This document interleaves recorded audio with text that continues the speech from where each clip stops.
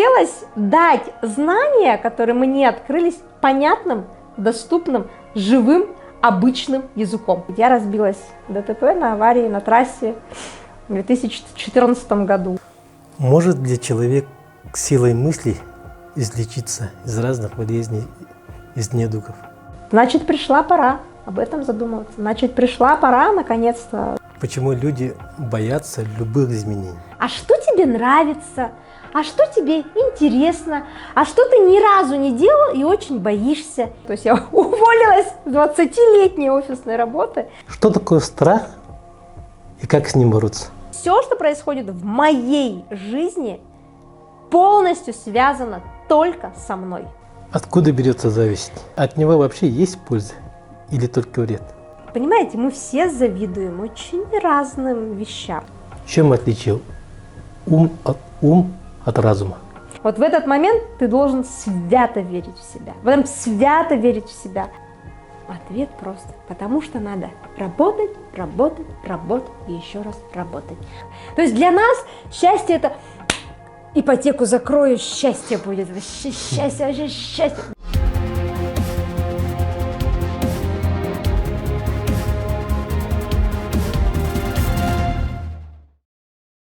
Добрый день, дорогие друзья!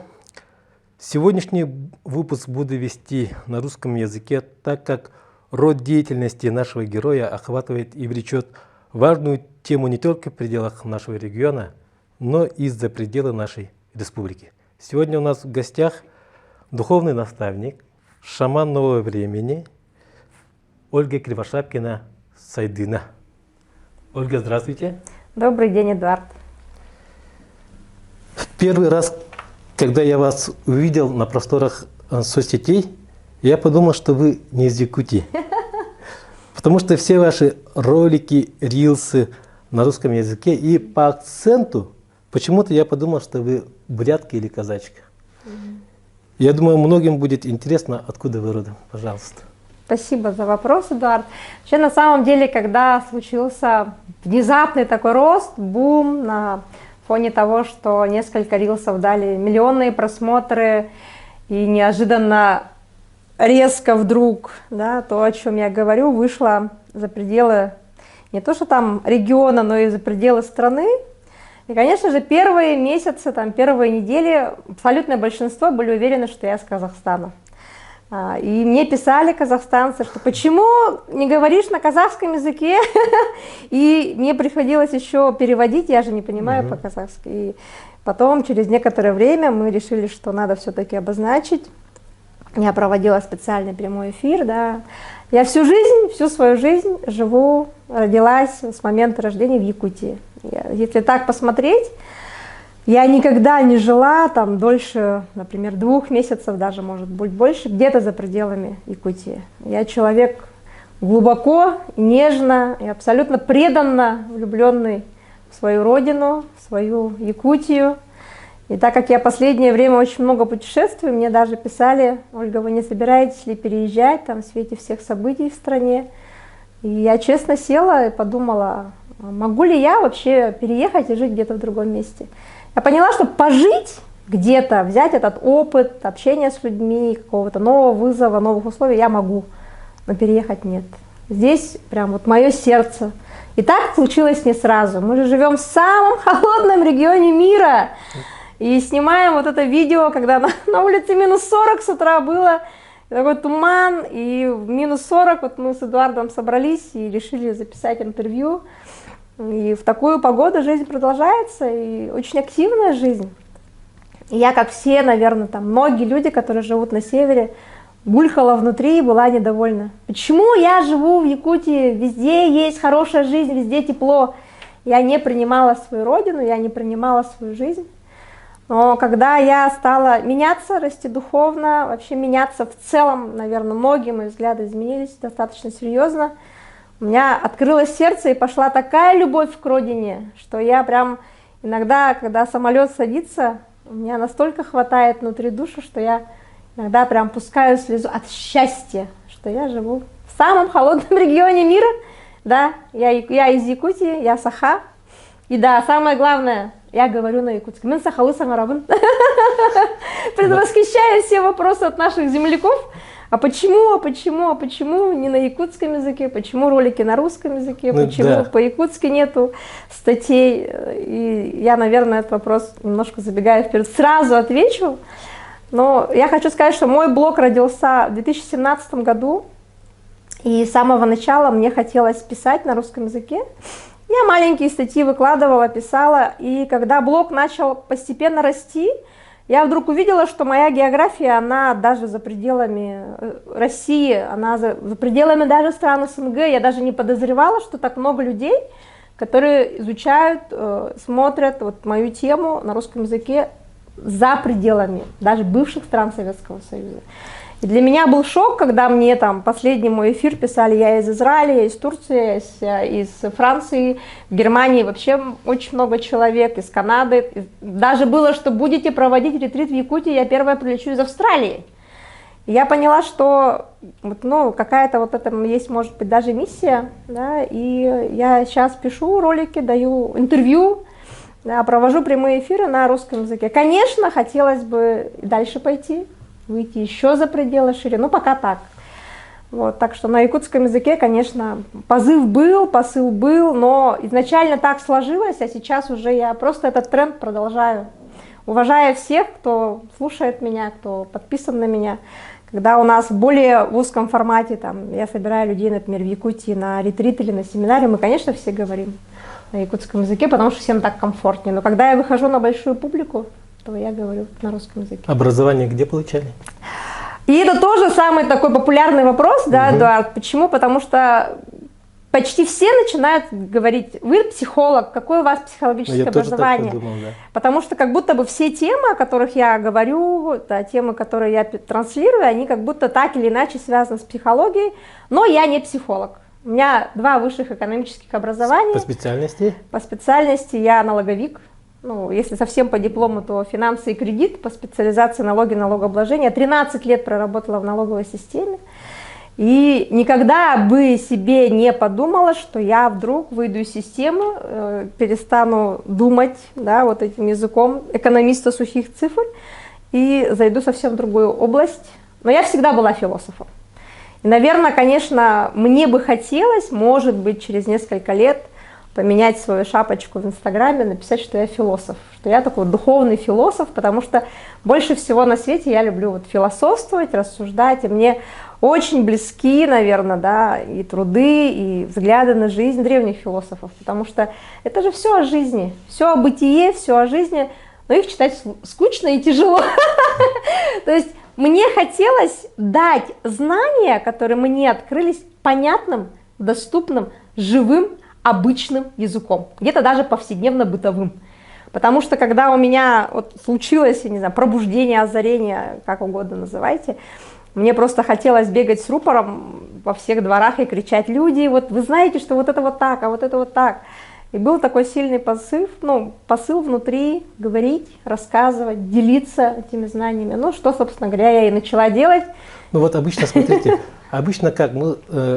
У нас у всех было детство обычное. Да. Обычную школу мы все ходили. Да. Обычное образование мы все получили. И в какой-то момент, при каких-то обстоятельствах, событиях, вот в какой-то момент все поменялось. Да, так было и в моей жизни. Ну вот расскажите, пожалуйста. Я родилась в Тампонском районе. Да. У нас маленькая деревня, называется Сайды. Она через речку Алдан, недалеко от Хандаги. Собственно говоря, поэтому я сайдына. Сайды означает развитие. И в переводе я та, которая несет развитие. Хотя деревня очень маленькая, и совсем там не про развитие, быть может, но я гордо несу название того места, где прошли мои самые лучшие годы, где жили мои бабушка с дедушкой, моя мама оттуда родом. И в Якутии принято спрашивать «Хантанка-Амнахким-Тенкинях», то да, мы тампонские из Сайдов, а отец у меня верхоянский, Бождонов. Поэтому у меня, в общем-то, 2 такие крови. Было обычное детство, но родители в какой-то момент из Хандаги переехали в Хатассы, это пригород города Якутска. Наверное, с тех самых пор, мне было лет 5, когда мы переехали, я живу в Хатассах. И все это время я живу в Хатасах. Я человек очень консервативный, постоянный. Там же живут мои родители, там живут 2 моих брата, у которых уже семьи и дети. И мы как-то вот живем все в одном околотке. Там же живут мои друзья. Очень, очень комфортный, мы такой очень, очень якутский образ жизни ведем, где есть заготовка льда, там уборка снега, огород, какие-то простые вещи. Закончила я Хатасскую среднюю школу. Я всегда была круглой отличницей, всегда очень хорошо училась. Была такая правильная девочка, пионерка. Комсомолкой не успела стать, но председателем совета дружины была. Была всегда очень активной жизненной позиции, всегда очень хорошо говорила. И для меня это был какой-то талант, который я не понимала, как это люди не умеют говорить, и как это люди стесняются говорить. Я всегда могла выйти, выступить от класса, от школы, дальше от института. Ну, с этим проблем никогда не было. И вот, закончив школу с золотой медалью, Хатасскую среднюю школу в 2000 году, я поступаю в ЯГУ, Якутский госуниверситет. И тогда было очень модно, в 90-е годы, быть экономистом. И родители сказали, вот, хорошая профессия. Ну да, там, по-моему, 2 профессии. Тренд был, юрист или экономист, да. И все умные шли без вариантов. Я поступила, отучилась, и, конечно, для многих моих однокурсников огромный шок видеть мою трансформацию сейчас, потому что там все правильные люди, все с высшим образованием, и все таких на хороших профессиях. И, собственно говоря, я тоже была в этом состоянии, скажем, да, в этом тренде много лет, пока не случилось то, что случилось. И после университета я устроилась на работу в налоговую, проработала там 13 лет. Со специалиста 1-й категории до начальника межрайонной налоговой инспекции. Для многих тоже это шок, что, боже мой, вы, оказывается, еще и на руководящих должностях были, еще и на госслужбе. А работать на госслужбе – это определенные условия, скажем так, для человека, и взглядов на жизнь, и мышления. И, наверное, я бы никогда не покинула свою налоговую систему, потому что я была бесконечно влюбленная в систему, в службу. Это просто самая обожаемая моя работа, у меня был самый классный коллектив, я была молодым начальником. Но у меня случилась неприятность, ну как сказать неприятность, трагедия даже, может быть. Я разбилась в ДТП на аварии на трассе в 2014 году, уже 8 лет прошло. Очень серьезно поломалась, очень серьезно разбила машину. В общем, было все, даже было возбуждено уголовное дело, да, потому что со мной были люди, пострадали. В общем, меня таскали по судам, меня вызывали к следователю для очень правильного человека, который с абсолютным красным дипломом закончил вуз, который с золотой медалью, который всегда лучший студент университета. То есть я всегда была в топе староста, председатель студправкома, то есть я всегда была как будто бы такая звездочка. И вдруг у меня жизнь так резко падает, и у меня была огромная обида. Ну, на Бога, конечно, на кого мы еще обижаемся, когда происходят такие события же. Как такое вообще произошло? А что с человеком происходит в такие вот моменты?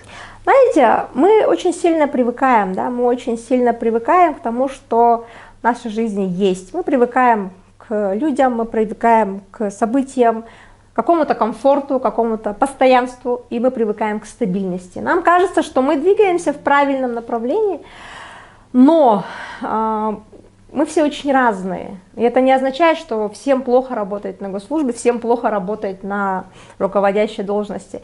Мне там было очень сильно некомфортно, потому что вообще сама по себе, наверное, любая государственная структура, она такая жесткая. Мне было там мало творчества, мне хотелось больше выражения. Но я была загнута в определенные рамки, и внутри часть меня была с этим не согласна, она булькала, но я, как послушный человек, я с этим соглашалась. И, видимо, внутренний такой конфликт и недовольство, когда я не могла, как мне казалось тогда, целиком себя реализовать.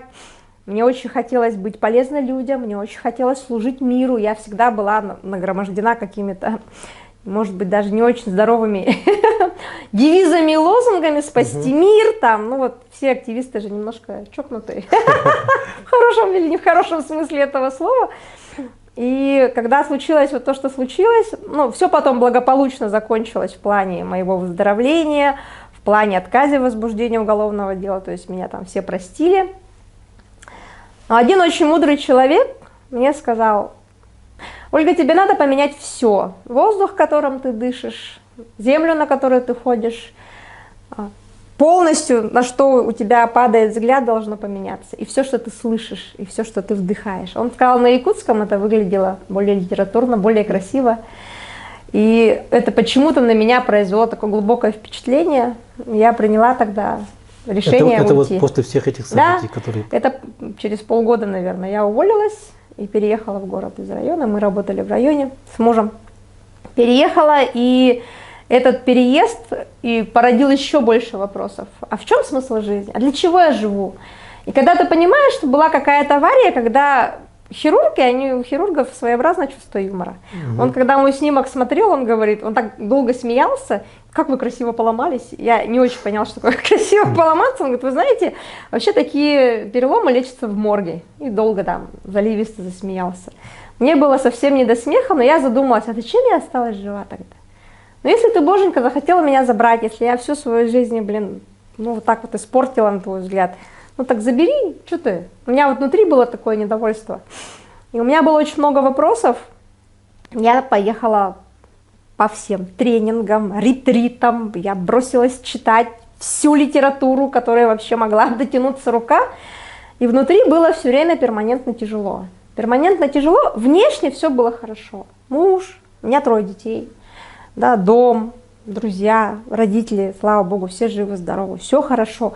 Но внутри надлом. Внутри надлом и какое-то несогласие. Я не могу это несогласие никому объяснить. Мне хреново. И не то, что объяснить, а даже с друзьями поделиться не могу. Потому что я кажу, Жиру-то чего бесишься? У тебя еще все есть. А я вот не могу понять. Мне прям плохо. И именно этот процесс я сейчас называю трансформацией души и духа. И сейчас я успешно работаю с теми людьми, кто приходит мне с такой же проблемой, потому что я говорю, эй, а я знаю, что с тобой происходит, и я даже знаю, чем тебе можно помочь, потому что я сама полностью прошла этот путь. И когда мне говорят, Ольга, вам-то сейчас, конечно, легко говорить, вы такая популярная, вы сейчас такая известная, я говорю, ребята, а с чего вы решили, что у меня был путь там услан розами? Там, знаете, говорю, было много разных моментов, когда мне пришлось преодолевать себя достаточно серьезно. И оборачиваясь назад, я вижу, что я пережила очень большой стресс и очень достойно из него вышла. Я, например, честно скажу, сейчас я просто вот для интервью я об этом вспомнила. В обычной жизни я об этом... Вот что такое вообще, когда мы проживаем себя в прошлом, ты не забываешь. И это самое экологичное, правильное состояние, когда у тебя был в жизни какой-то трэш, а в нашей жизни всякое бывает, да, то если ты об этом думаешь каждый день, ты его носишь, ты не свободен. Либо если кто-нибудь его задевает, вот Эдуард спрашивает в вопросе, и мне становится плохо, я не могу ответить на этот вопрос, я все еще зависима. Но сейчас вот я просто вспоминаю, да, это все было, и сейчас я вспоминаю, было тяжело, но было и было. Многие же люди проходят через это, через проблемы, через боль и так далее, а большинство, по-моему, там остаются.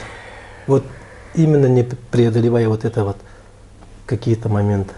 К сожалению, то, что сейчас вы сказали, Эдуард, это, наверное, самая большая трагедия для общества, наверное, даже в целом. А почему не могут? Когда человек, во-первых, очень часто, и это наша такая ментальность, наверное, не сколько якутского или азиатского народа, ментальность советского постпространства, да, когда мы замыкаемся в себе. У нас не было принято говорить вслух о своем состоянии, о своих чувствах.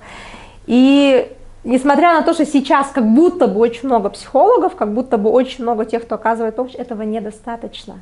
Этого все еще недостаточно. И у всех очень много работы, тех, кто в этой сфере так или иначе занят. Почему?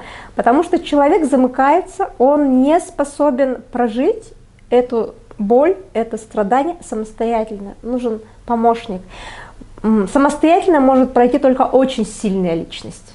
И когда вот какому-то человеку в моменте ты протягиваешь руку, профессионально доставая его оттуда, быстро доставая, неважно, сколько лет он в этом, 5 месяцев или 5 лет, но доставая человека оттуда, то человек получает огромную поддержку. Но такое есть. Почему? Потому что у нас нет таких алгоритмов, мы так не воспитаны, мы так не жили. А сейчас еще происходит так много разных событий, ну, утрируя немножко, да, что человек просто вынужден каждый раз к чему-то новому приспосабливаться, и опять не все могут адекватно это пройти. Это факт. Один из самых волнующих вопросов людей на данный момент, это вот непонятно, что будет завтра. Да. какой-то дисбаланс появился у людей. Да. И люди не знают, что делать им. Вот все говорят, вроде бы, ну, надо успокоиться, да, надо вот как-то вот вести себя как-то вот так. Но как это сделать? Как успокоиться? Что будет завтра? Что будет послезавтра? Мне достаточно часто об этом пишут в блоге. Скажите нам точную дату, когда вот эта вся хрень наконец-то прекратится. Да? И это невозможно, да. Я хочу вообще, наверное, всем этим людям ответить таким образом, что такой даты нету. Во-первых, я исхожу из того, что будущее абсолютно мультивариантно. Оно каждый день меняется в зависимости от состояния людей. Да? И сейчас точные прогнозы, которые тютелька в тютельку лягут там куда-то, мы же тоже видим. Говорили, будет какой-то там август, говорили, будет какой-то там ноябрь. Но я хочу сказать, вот, что происходит сейчас и как обычному человеку это вообще пройти и выжить. Да. Потому что у нас сперва был этот коронавирус, да, 2 года какого-то кошмара, локдауны были, я уже промолчу про события 2022, всем известные, да, начиная с весны, заканчивая осенью. Это, конечно, твое внутреннее состояние все выворачивает, но так как я работаю с людьми, так как я стараюсь в моменты такой высокой турбулентности дать людям поддержку на уровне слова, на уровне знаний, то я все время говорю так, что вы должны понимать, что все, что происходит сейчас извне, оно будет сталкивать вас с тем, что у вас внутри.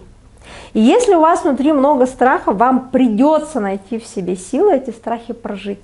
И сейчас такое время, когда ты сам от себя не убежишь. Когда пришло такое время, когда ты вынужденно должен решать свои собственные проблемы, свои собственные вопросы, свои собственные неумения, неустойчивость. Мы все время привыкли полагаться на внешний комфорт, на внешний баланс, его не будет. То есть у нас каждый раз внешние условия будут очень сильно, резко, неожиданно, импульсивно, если не сказать конвульсивно, видоизменяться. Как быть к этому готовым? И здесь я опять скажу, наверное, может быть, такую достаточно, не знаю, такую фразу, где-то, может, она уже кому-то покажется забитой, надо развиваться духовно. И в этой фразе надо развиваться духовно, я вкладываю туда все то, что я несу людям. Почему? Потому что духовно богатый человек, он пройдет через любые испытания. Когда у него есть корни, когда у него есть ноги, когда у него есть внутренняя опора. Именно поэтому я решила, что я буду делиться знаниями, которые дадут людям эту опору, которые позволят, наконец, проходить разные испытания уже гораздо более свободно, что ли, да, гораздо более устойчиво. Но это процесс.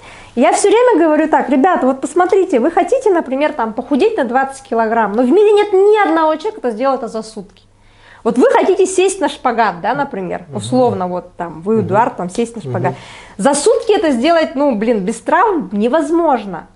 Но если делать это долго, терпеливо, по чуть-чуть, то каждый может похудеть на 20 килограмм за полгода. Каждый может сесть на шпагат за полгода кропотливого, ежедневного, повседневного труда и усилий. Точно так же у нас с вами внутренняя духовная работа рождается в процессе. И это определенные действия для того, чтобы твоя внутренняя составляющая, если уже говорить там о более каких-то сложных категориях тонкого мира, то там тоже есть свои очень мне четкие, мне понятные какие-то и принципы, и законы. И когда у людей внутри элементарно нету вот какого-то, не знаю, там, остова, да, какого-то фундамента, их будет сносить вообще все подряд.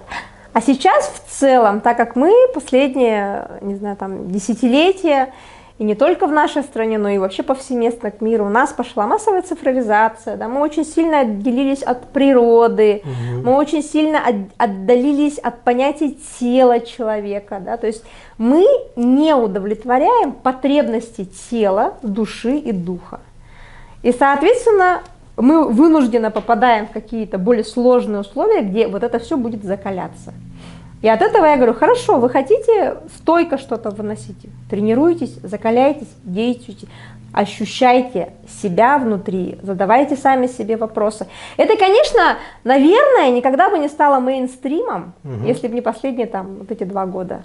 Да? Почему-то вдруг все ударились в духовность, как-то особо она никогда не была популярной. Да, каких-то высоких принципах, о чем-то там, каком-то непонятных, как будто бы для обычного человека категориях.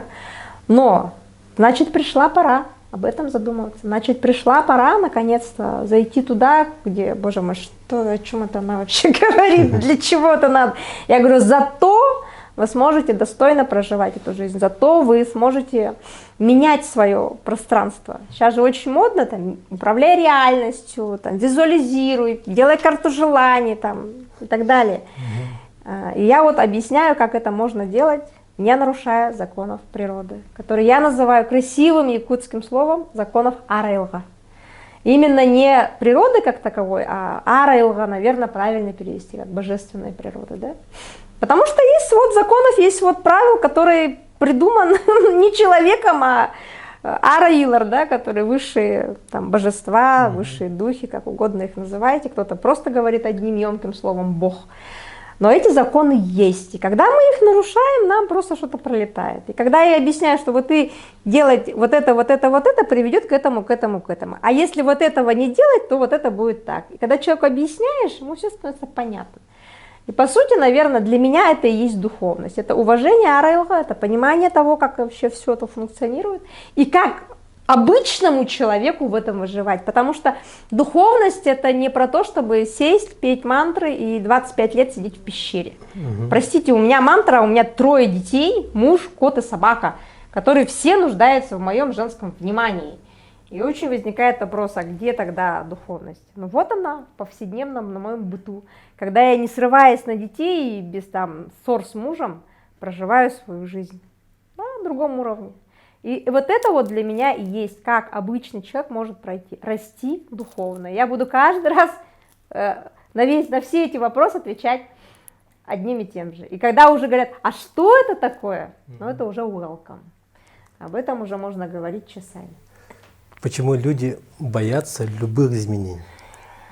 Вы знаете, почему люди боятся любых изменений? У нас есть такая категория, да, которую я называю категория ум. Да? Ум – это вот то, что есть в нашей голове, чем мы привыкли думать. У него есть определенная функция. Он отвечает за стабильность. То есть его прямо, я вот рассматриваю строение тела человека, я рассматриваю вообще все наши эмоции, я их называю энергии, с точки зрения их законов. И точно так же могу сказать, ум отвечает за стабильность. Человек, живущий категориями ума, он живет как все, он боится, что скажут люди, он не заходит в свои страхи, он вообще в своей жизни ничего не хочет менять. Ему все комфортно, такая жизнь хоббита, день сурка. И до поры до времени это было it's okay вообще, все нормально. Но пришло так называемое новое время, 2020 год пришел. Да. И начал разрушать все привычные устои. То есть мы же никто не знал, что такое онлайн, удаленка, дистанционка. А сейчас мы все, даже вот это ваша покорная слуга, только благодаря коронавирусу вообще в первый раз дрожащим пальцем вышла в прямой эфир. И для меня это была такая, ну, такой выход из зоны комфорта, такое преодоление себя. Так вот, когда мы живем в уме, он отвечает за стабильность, за комфорт.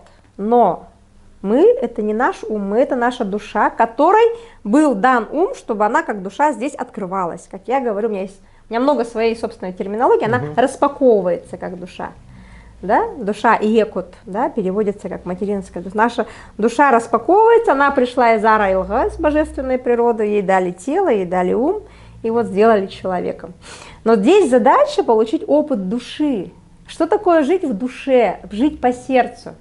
Это постоянно ты, ну, на якутском юрикаталрон, да, ты все время такой счастливый, ты такой очень довольный, ты спокойный, ты ровный, но ты азартный.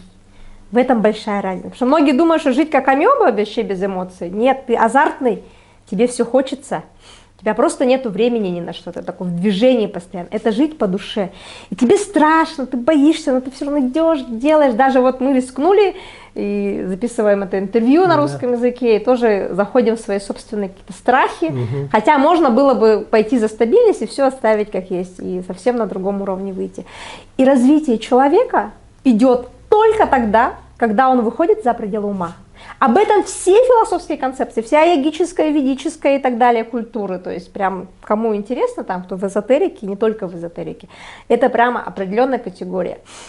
Но все, что происходит сейчас, все, что будет происходить в ближайшие годы, это про то, что как можно больше людей должны заходить в состояние вот души, жить по сердцу, открывать себя. И мне это, что такое открывать себя? Но в конце концов хотя бы спросить себя, а что тебе нравится, а что тебе интересно, а что ты ни разу не делал и очень боишься, и начать пробовать, начать исследовать себя. Потому что мы привыкли, а вообще ум это такая категория, я не знаю, всех отправляют Татьяне Черниговской, идите на страницу, там многомиллионный популярный блогер-профессор, доктор философских наук. Вот, наверное, мой прототип в старости, да, вот я хочу примерно так стареть, стать профессором, доктором наук этого университета и часами выступать, давать там многочасовые интервью. Но я буду выходить за пределы мозга, я буду говорить про Ара-Илга, я буду говорить про души, про строение тела человека и так далее. То есть выходить на такие более философские концепции. Но когда человек привык жить в уме, он все время за стабильность, за одни и те же дела, но он чувствует себя неудовлетворенно. То есть ум дает стабильность, но он никогда не дает, вот на якутском языке, вот чем мне якутский язык очень нравится, ну, конечно, тем, что родной, но тем, что есть какие-то слова, как еи. Вот как это можно перевести, да? Творческий полет, да, когда вот состояние внутреннего вот наслаждения жизнью, именно от творчества, от созидания, когда ты живешь по сердцу в душе, еи уктар. Просыпается твое внутреннее творческое, какое-то другое начало, и ты испытываешь наслаждение. Вот сейчас я даю интервью, я получаю огромное наслаждение, потому что я живу сейчас, открываю свое сердце и вот даю то, что я даю, мне прям нравится. Если бы я была в уме, я бы зажалась, боже, что он меня спрашивает, как мне сейчас ответить, и вот этого свободного потока нету. А когда мы в душе, из нас идет свободный поток жизни. И сама жизнь сама складывает вопросы, ответы, слова, день, месяц, события, людей, и все складывает потихонечку. И это самый сложный путь, пойти по пути сердца, потому что там впереди все закрыто, темнота, пустота, огромное количество кишащих страхов, и ты идешь туда, куда я вообще, зачем я туда? Ну, это так же, как я в 2020 году вышла из всех систем, то есть я уволилась с 20-летней офисной работы, я прошла все уровни страха человека, который выходит из системы, который привык с 9 до 6, и у которого есть отпуск, выходные законные, и, ну, то есть я очень гордилась тем, что у меня в трудовой книжке нету дырочек между работами. И когда я один раз обнаружила, что у меня есть целых 2 дня, где я была безработная, 2 и 3 декабря, я 2 года об этом переживала, что я вот 2 дня была безработной, ну как бы. То есть когда-то для меня это было очень важно. Но 2 года прошло, я могу точно сказать, что мир не рухнул. И я сейчас очень занята, у меня сейчас очень много работы, очень много планов. И сейчас у меня обратная задача, как не выгореть, как не расплескать себя, как одновременно вести блог самой, ну то есть это коммуницировать с людьми, отвечать подписчикам, и при этом иметь время и возможности на общение с семьей, с детьми, с друзьями. То есть это достаточно такой сложный процесс совмещения. Но я очень благодарна системе, и более того хочу сказать, что определенную часть жизни нам надо там провести. Мы именно там растем, как я личность, мы развиваемся, мы работаем с людьми. И мне не очень нравится тенденция того, что сейчас как будто бы всех призывают идти во фрилансеры, всем надо пойти, значит, работать на себя. А работать на себя это не для всех. Это для небольшого количества людей, которые зрелые уже, которые уже везде были, да, пробовали себя во всем, но здесь еще не были. Вот здесь вот другое. Вот это, например, мой случай. Я была и руководителем, я была и начальником отдела, я работала в промышленной компании, у меня такой достаточно богатый опыт, но я никогда не работала на себя. И вот это был для меня, мне вызов. Там было страшно. Пойти куда-то там очередным начальником отдела, сектора и еще побольше начальником, я бы справилась. я бы там смогла это сделать. Но там не было бы новизны, там не было бы импульса вот этого страха, заход в неизвестность, то есть я бы опять духовно не выросла.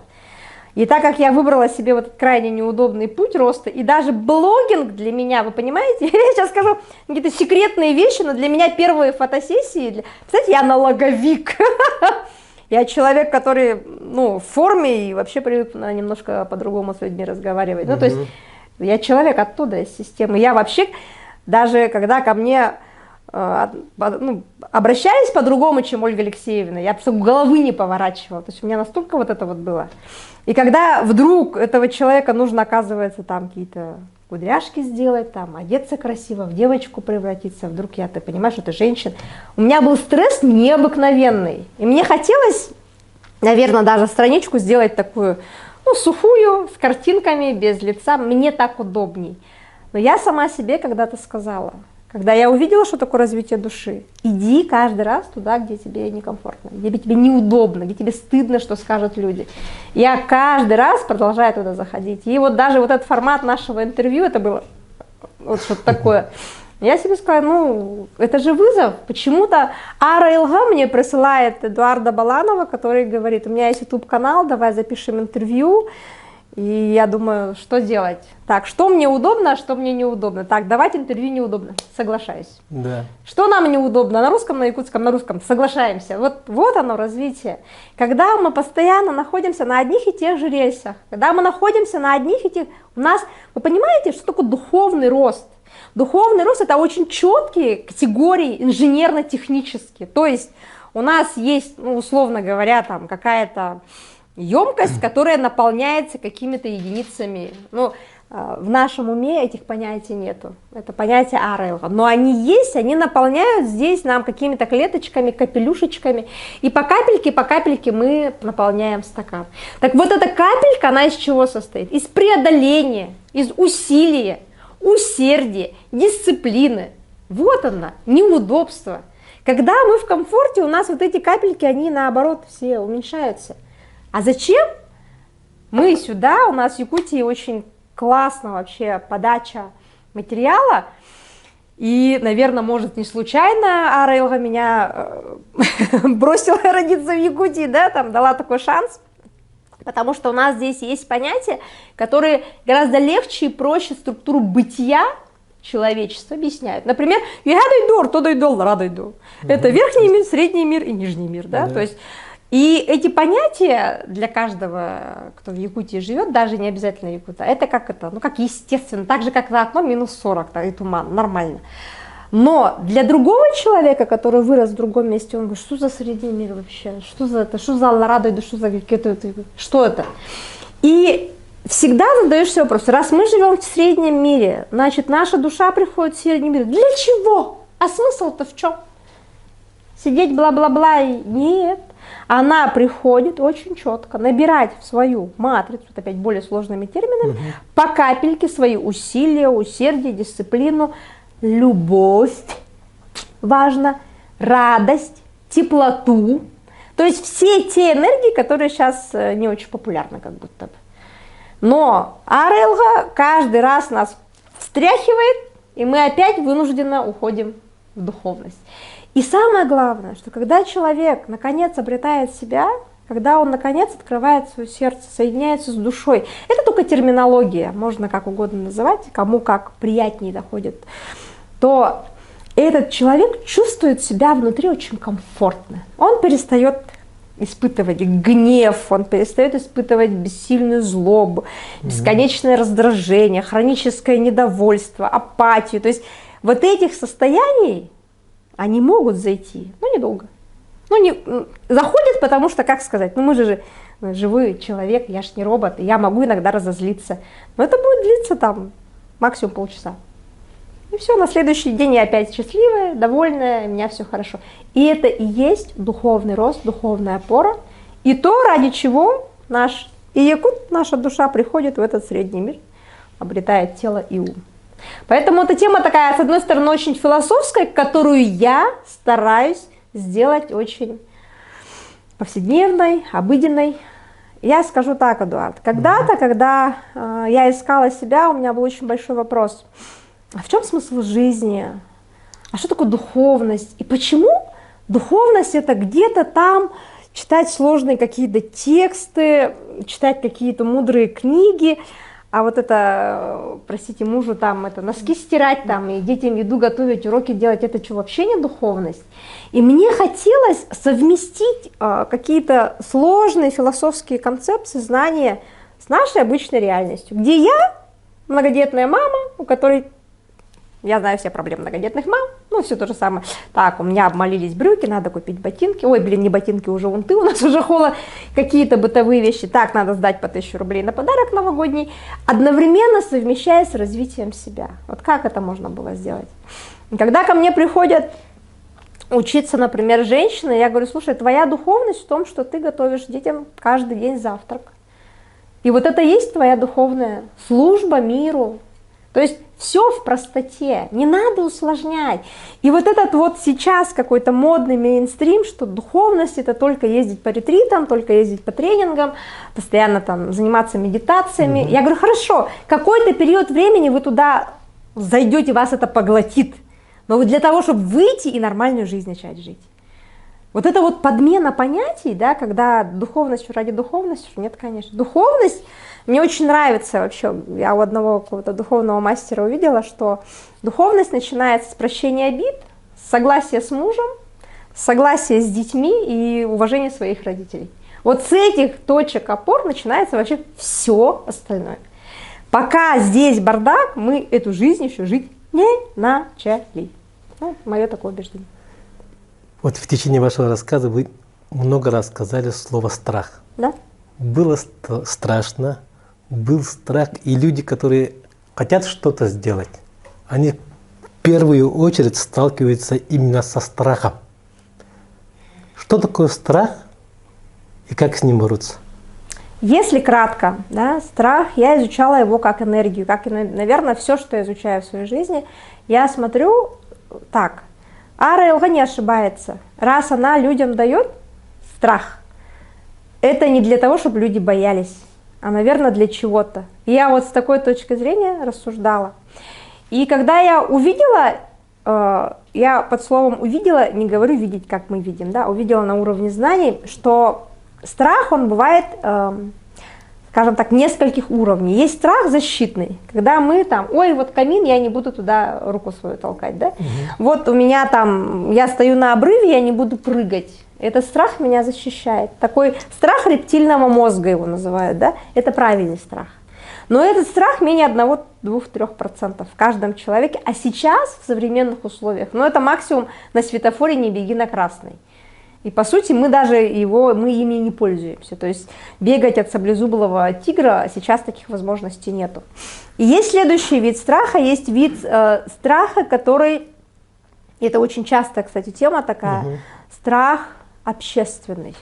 Когда много людей, мы же все время думаем, что люди выделяют какие-то чувства, состояние энергии, это просто так.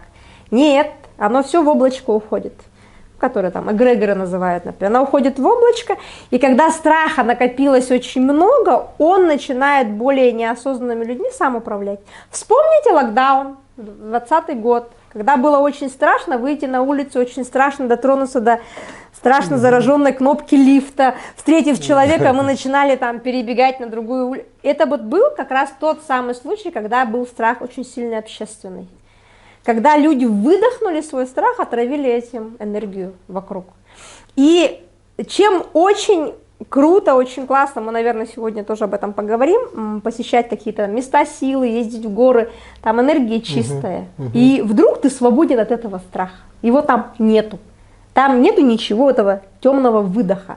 Поэтому темный выдох, когда много людей испугались, он на коже чувствуется. Ну, то есть ты прямо ощущаешь это кожей. И вот этот страх, для чего нужно быть осознанным, для чего нужно иметь опору, сильный человек его не слышит.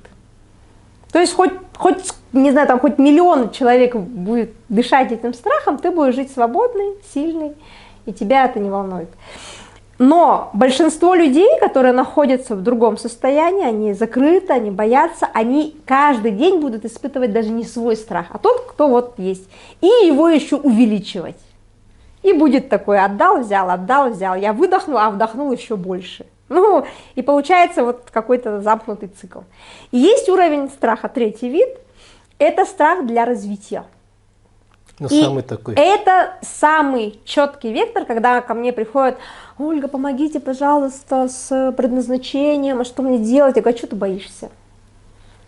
И мы все боимся очень разных вещей. Вот если меня сейчас спросите, чего ты, Ольга, боишься, я прям очень боюсь выступить на 10 тысяч человек, чтобы были софиты, чтобы были переводы. Я прям боюсь, у меня прямо вот тут пересыхает страха. То есть здесь я прям четко, мне выступить перед 200 человек, это мне не сложно, я выступала. Но когда вот я представлю себе большой стадион, у меня, конечно, поджилки где-то есть, такой потряхивает. Значит, четкий вектор, иди туда. Вот это там, вот, где страшно. Там, где страшно. Но люди почему-то начинают думать, я пыталась записать про это ролик, что, конечно, вас послушать надо с 9-го этажа вниз прыгать. Ну, это хейтеры, которые вот про рептильный страх говорят. Но любой грамотный человек, ни один мужчина из Казани писал, очень грамотный мужчина приходил ко мне на консультацию, он говорит: Ольга, я посмотрел этот ролик, вы, говорит, всю мою жизнь, говорит, все мое нутро перевернули. Я, говорит, неделю не мог ни есть, ни думать, ни спать. Я думал только о том, что, боже мой, ну как она уместила это все, вот маленький такой ролик, всю меня, всю мою суть. И мне, говорит, все в моей жизни стало ясно. Огромное вам спасибо. Я думаю, ну надо же, какое разное восприятие. Кто-то стоит, крутит у виска, а кто-то просто говорит: моя жизнь, а то и после мне все стало ясно. И по сути я живу и действую ради таких людей. А хейтеры они всегда были, есть и будут. Поэтому что такое страх? Первое, растем духовно, то есть с рептильным страхом все нормально, его убирать не нужно. Мы его выключим, мы становимся, видишь, эти особо азартные ребята, которые там лезут везде, ну, экстремалы. Вот это у них немножко с этим рептильным страхом затык, скажем так, да. Но опять, у каждого свой опыт проживания, и им, значит, в этой жизни так надо было пройти. А для всех, для большинства, рептильный мы не трогаем, общественный страх растем духовно, не берем чужие энергии. И осознаем свои собственные личные страхи, которые будут вектором нашего развития. Я боюсь пойти на фотосессию, я боюсь опубликовать свою фотографию. И опять здесь надо быть с собой очень честным. Вы же не мне что-то доказываете, что я права или не права. Это ж не про это. Это про то, что человек, который понимает, о чем я говорю, ему прям аукается, он прям четко идет. Мне было очень страшно выйти из системы. Я готовилась несколько лет уволиться. Я в 2017 году прилетела из Индии, муж меня забрал с аэропорта, и я еду, и мы с ним разговариваем, я ему говорю: слушай, я точно уволюсь, и я буду жить по-другому, я буду работать с людьми. И тогда это казалось, это 5 лет назад, например, да, ну, для мужа моего вообще, для меня тоже казалось каким-то облаком, там, несбыточным какой-то бредом. Но я одно дело сказала, пока мы в машине ехали, а через пару месяцев, когда я вдруг подумала, что я могу это реализовать, я подумала: не, мне было очень страшно. И я отложила это на пару лет.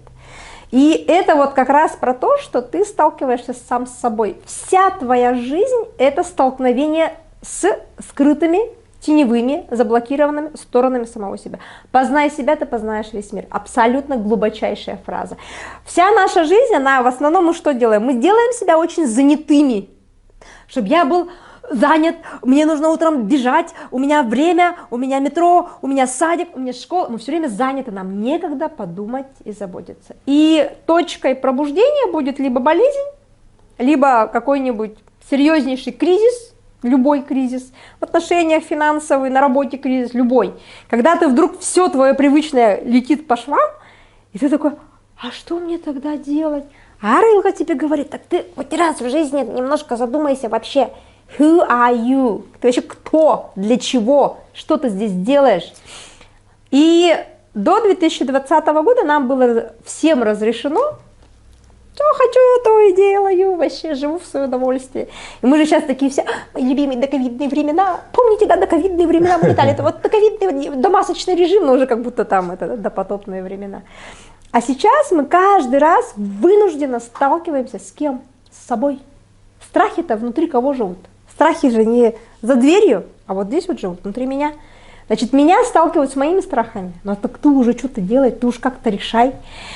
И здесь, конечно, там каждый уже идет своим путем. И здесь абсолютно точно не будет для всех абсолютно одинакового алгоритма действий. Значит так, ты делаешь вот это, и все будет четко. Мы разные, но все очень разные.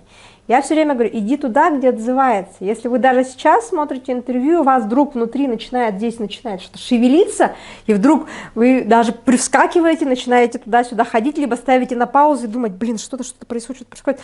Вот все, вас зацепило. Ну, а если вы зашли в этот момент, херня какая-то вышла, ну, это не ваша. И это тоже совершенно нормально. Мы разные.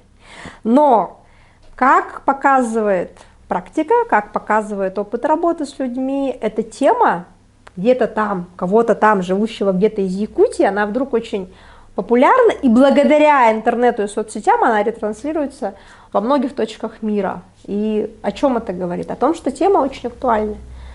И это очень интересно. Но опять, как себя познать? Я всегда говорю, найдите себе проводника, найдите себе духовного учителя. И вы понимаете, общество неуклонно меняется. Все будет меняться. Хотим, не хотим, верим, не верим, понимаем, не понимаем, неважно. Но будет такая профессия, духовный учитель с большой буквы У, к которому человек, который хочет понять, он будет обращаться. Почему сейчас стало очень много коучей, психологов? Потому что наш ум концептуально не может позволить себе сразу напрямую прийти к духовному учителю. Потому что те же коучи, те же психологи, они в большинстве своем уже духовные мастера. Но им надо удобной, правильной оберткой человеку подать, чтобы человек там не отпрыгнул на 3 метра сразу. Да? А, понятно, коуч, ну-ка давай-ка я зайду сюда. И они заходят в привычное и развиваются. Там же убирают свои страхи. Почему нет? Вот время пандемии резко как будто все остановилось. И были какие-то вот такие решения, когда я подумал, что люди ответственность, никто сам ответственность не берет, да, а перекладывает на других людей. Да. И вдруг я почему-то вот увидел, что никто вообще не берет за ответственность ни за кого, ни за что. Вот давайте про ответственность поговорим. Что это такое? Это, знаете, я вообще очень люблю вот то, что я бывший налоговик и экономист. Да? Мне очень помогает все систематизировать, структурировать. Я помню, я читала какой-то отзыв на свой тренинг, что, Ольга, мне в вас нравится подача материала. Как можно вот такие сложные, вот эти аморфные понятия структурировать, все разложить? Ну, блин, я налоговик, я привыкла, дебет, кредит, баланс, вот все вообще, все четко все было. И я очень люблю категоризировать, да, и когда я говорю про ответственность, для меня это первый этап духовного пробуждения. Условно, наш якут, наша душа, она есть в каждом, да, вот у нас есть тело, есть и сознание, она в каждом спит. Ара Элга так придумала, и она спит.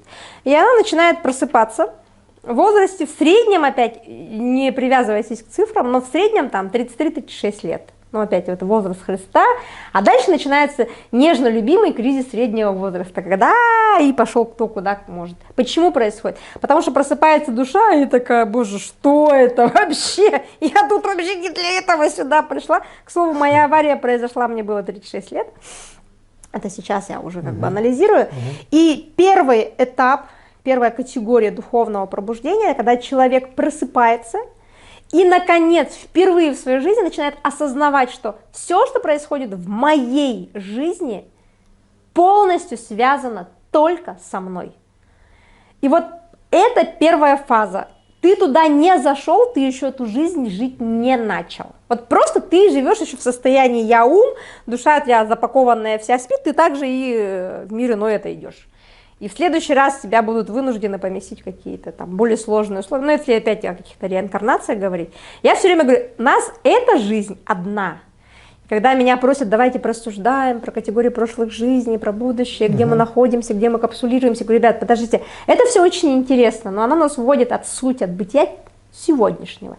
Поэтому брать ответственность за все, что происходит в моей жизни, относительно моего здоровья. Все, что касается меня, я тему здоровья очень глубоко изучала. Я офисный планктон с 20-летним стажем. У меня есть отдельные посты, где я четко, очень откровенно расписываю, что у меня болела поясница, у меня болело то, у меня болело все. И я считала, что медицина стрёмная, врачей нормальных в Якутске нет. Ну откуда здесь нормальные врачи вообще? Что они умеют? И я, короче, ходила там везде, где могла. Но когда я начала брать ответственность за свою жизнь, прежде всего за свое здоровье, я начала заниматься спортом, и не просто спортом, а пилатесом, именно поясницей. У меня действительно эта проблема ушла. И это касается всего. Если у меня хреновые отношения в семье, если у меня какой-то, извиняюсь, пи-пи-пи-пи-муж, ну, каждый свой эпитет вставит, да, там, у каждого своя фантазия, это тоже моя ответственность. Когда у меня проблемы с моими детьми, и мне часто пишут женщины, там, очень часто с разных точек нашей планеты: Ольга, пожалуйста, я уже не могу, я не справляюсь со своим сыном, дочкой, неважно, возьмите ее на консультацию за любые деньги. Если бы я хотела там, ну, денег заработать, значит, легко. Я говорю: нет, постой, это же твой сын, твоя дочь, где твоя ответственность? С тобой могу поработать. Не, ну я-то что, я вообще нормальная, я все, что ему могла дать, дала, вот, а он сволочь там. И опять дальше свои собственные, он или она. И здесь, конечно, вот эта голая правда, она очень некомфортная, она очень неприятная. И просто зайдите на любой из моих там полумиллионных роликов и почитайте, что там пишут люди, там, ну, которых мы условно хейтерами называем. Но я считаю, что люди, у которых просто душа болит, и они пока не знают, как ее раскрыть и как научиться быть доброжелательным, этичным и так далее. Ой, Ольга, вас послушать, женщина вообще во всем виновата. Ну, потому что у меня 97% подписчиц у меня это женщины. И редкие мужчины заходят, и они тоже есть, но большинство это женщины. И они считают, что я жена-ненавистник, что я обвиняю во всем женщин. Я говорю: нет, я даю шанс и надежду, что если это зависит от меня, значит, я могу что-то сделать так, что это что-то в моей жизни будет меняться в лучшую сторону. И неужели не это точно? Трезво мыслящий, такой ясно понимающий человек, он скажет: о, тема, мне туда надо. А тот, кто говорит: это все виновато там, от правительства заказ, все во всем виноваты вообще, ну, человек еще не дорос. Я к этому отношусь очень философски. Я говорю так: учитесь уважать даже чужое невежество. Как это странно не звучит, но мы все разные, и мы все находимся одновременно вот в одной там, не знаю, бочке, емкости, в мире, в одном ортодойду. И когда мы не берем ответственность в свои руки, к нам, к сожалению, следующие методы арайлга, да, будут все жестче и жестче. Жестче и жестче. И это тоже правда, это тоже про жизнь. И, конечно, хочется от того бежать, хочется спрятаться, но по-другому просто нельзя. И мы потихонечку переходим к тому, что я называю «управляй своей реальностью». И это доступно, но работы очень много. Это как скинуть не 20 килограмм, а 40, например. Понятно, что... Но это достижимо. Так, давайте поговорим про воспитание ребенка. Где грань между вмешательством в жизнь ребенка с целью помочь и гиперопекой? Вы знаете, наверное, очень много текущих проблем, да, и тех обращений, которые я чуть ли не каждый день достаю из своего директа, это проблема отцов и детей. Ну, условно, да, проблема поколений, проблема того, что наши дети, ну, не контролируются нами, либо наоборот, они не соответствуют нашим ожиданиям, да, что все не так. И у меня есть специальная лекция, то есть учебная лекция, я даю ее в тренинге, она прям так и называется «Воспитание детей». Это очень сложная, очень глубокая тема, и чисто, ну, по якутским поверьям я не хотела туда заходить в свое время, когда меня просили: Ольга, расскажите, потому что у нас у якутов мы же такие осторожные очень, у лоханок сангарама, да, то есть я думала, у меня еще дети, а я сейчас буду про воспитание детей, как будто у лоханок сангаранки бегем, да, как будто я слишком громко скажу, но я увидела в этом мое колебание на уровне моей личности. Но я сказала: я же работаю с людьми не как личность, я работаю с людьми как духовный учитель. И надо подниматься и даже свою жизнь посмотреть сверху вниз и проанализировать. Я исследователь в этом плане. И когда я увидела, что прям я села с этой темой, а так как все мои знания, они приходят ко мне изнутри, и опять в якутском языке есть очень удобное слово. Вот этим, конечно, якутский язык, он прекрасен, богат. Эти три, да, такое слово, когда даже сложно его перевести, как яснослышание, яснознание, когда ты изнутри вдруг это, ну, осознаешь и узнаешь. И когда я узнала вот эти знания изнутри, мне показали, я считаю, что это АРЛГа мне дают такую возможность, я увидела, я стала помогать людям обретать нормальные отношения, понимаете? Я вообще все время всем говорю, ребята, идеальных отношений не будет, в браке не будет, с детьми не будет, с родителями не будет. Все такие, мы так разочарованы, какой ужас. Я говорю, ребята, не будет. Даже хороших отношений, это тоже иллюзия. Будут живые, нормальные отношения. А что такое живые, нормальные? Значит, где-то поругаться можно, ну где-то из этого выйти можно. И что такое воспитание детей, если вот так вот взять оттуда самую суть, которую важно понять каждому родителю, о том, что я изучаю людей с точки зрения мира энергии, а не с точки зрения там психологии. И мне помогает моя якутская суть и мой богатый якутский язык находить то, что скрыто, да. У нас есть такое слово, как «тын». Да, это как дыхание, вдох-выдох. Так вот, дети, опять, где-то в ведической культуре, есть такое слово, как прана, слышали, наверное, да? То есть прана – это невидимая энергия, которая вот здесь вот где-то витает, например. Так вот, есть на якутском слове слово «тын». И когда мы воспитываем детей, мы выдыхаем себя, выдыхаем всю свою суть, там нету фильтров. Ты выдыхаешь как есть. И если, простите, ну это опять такой, может, не очень хороший пример, но если, блин, у мужика есть любовница, и он дома весь примерный семьянин, он выдыхает все равно в живую суть. Либо наоборот у женщины, ну пусть не обижая никого из мужчин, или у женщины похожая ситуация, да, она выдыхает ложь, все.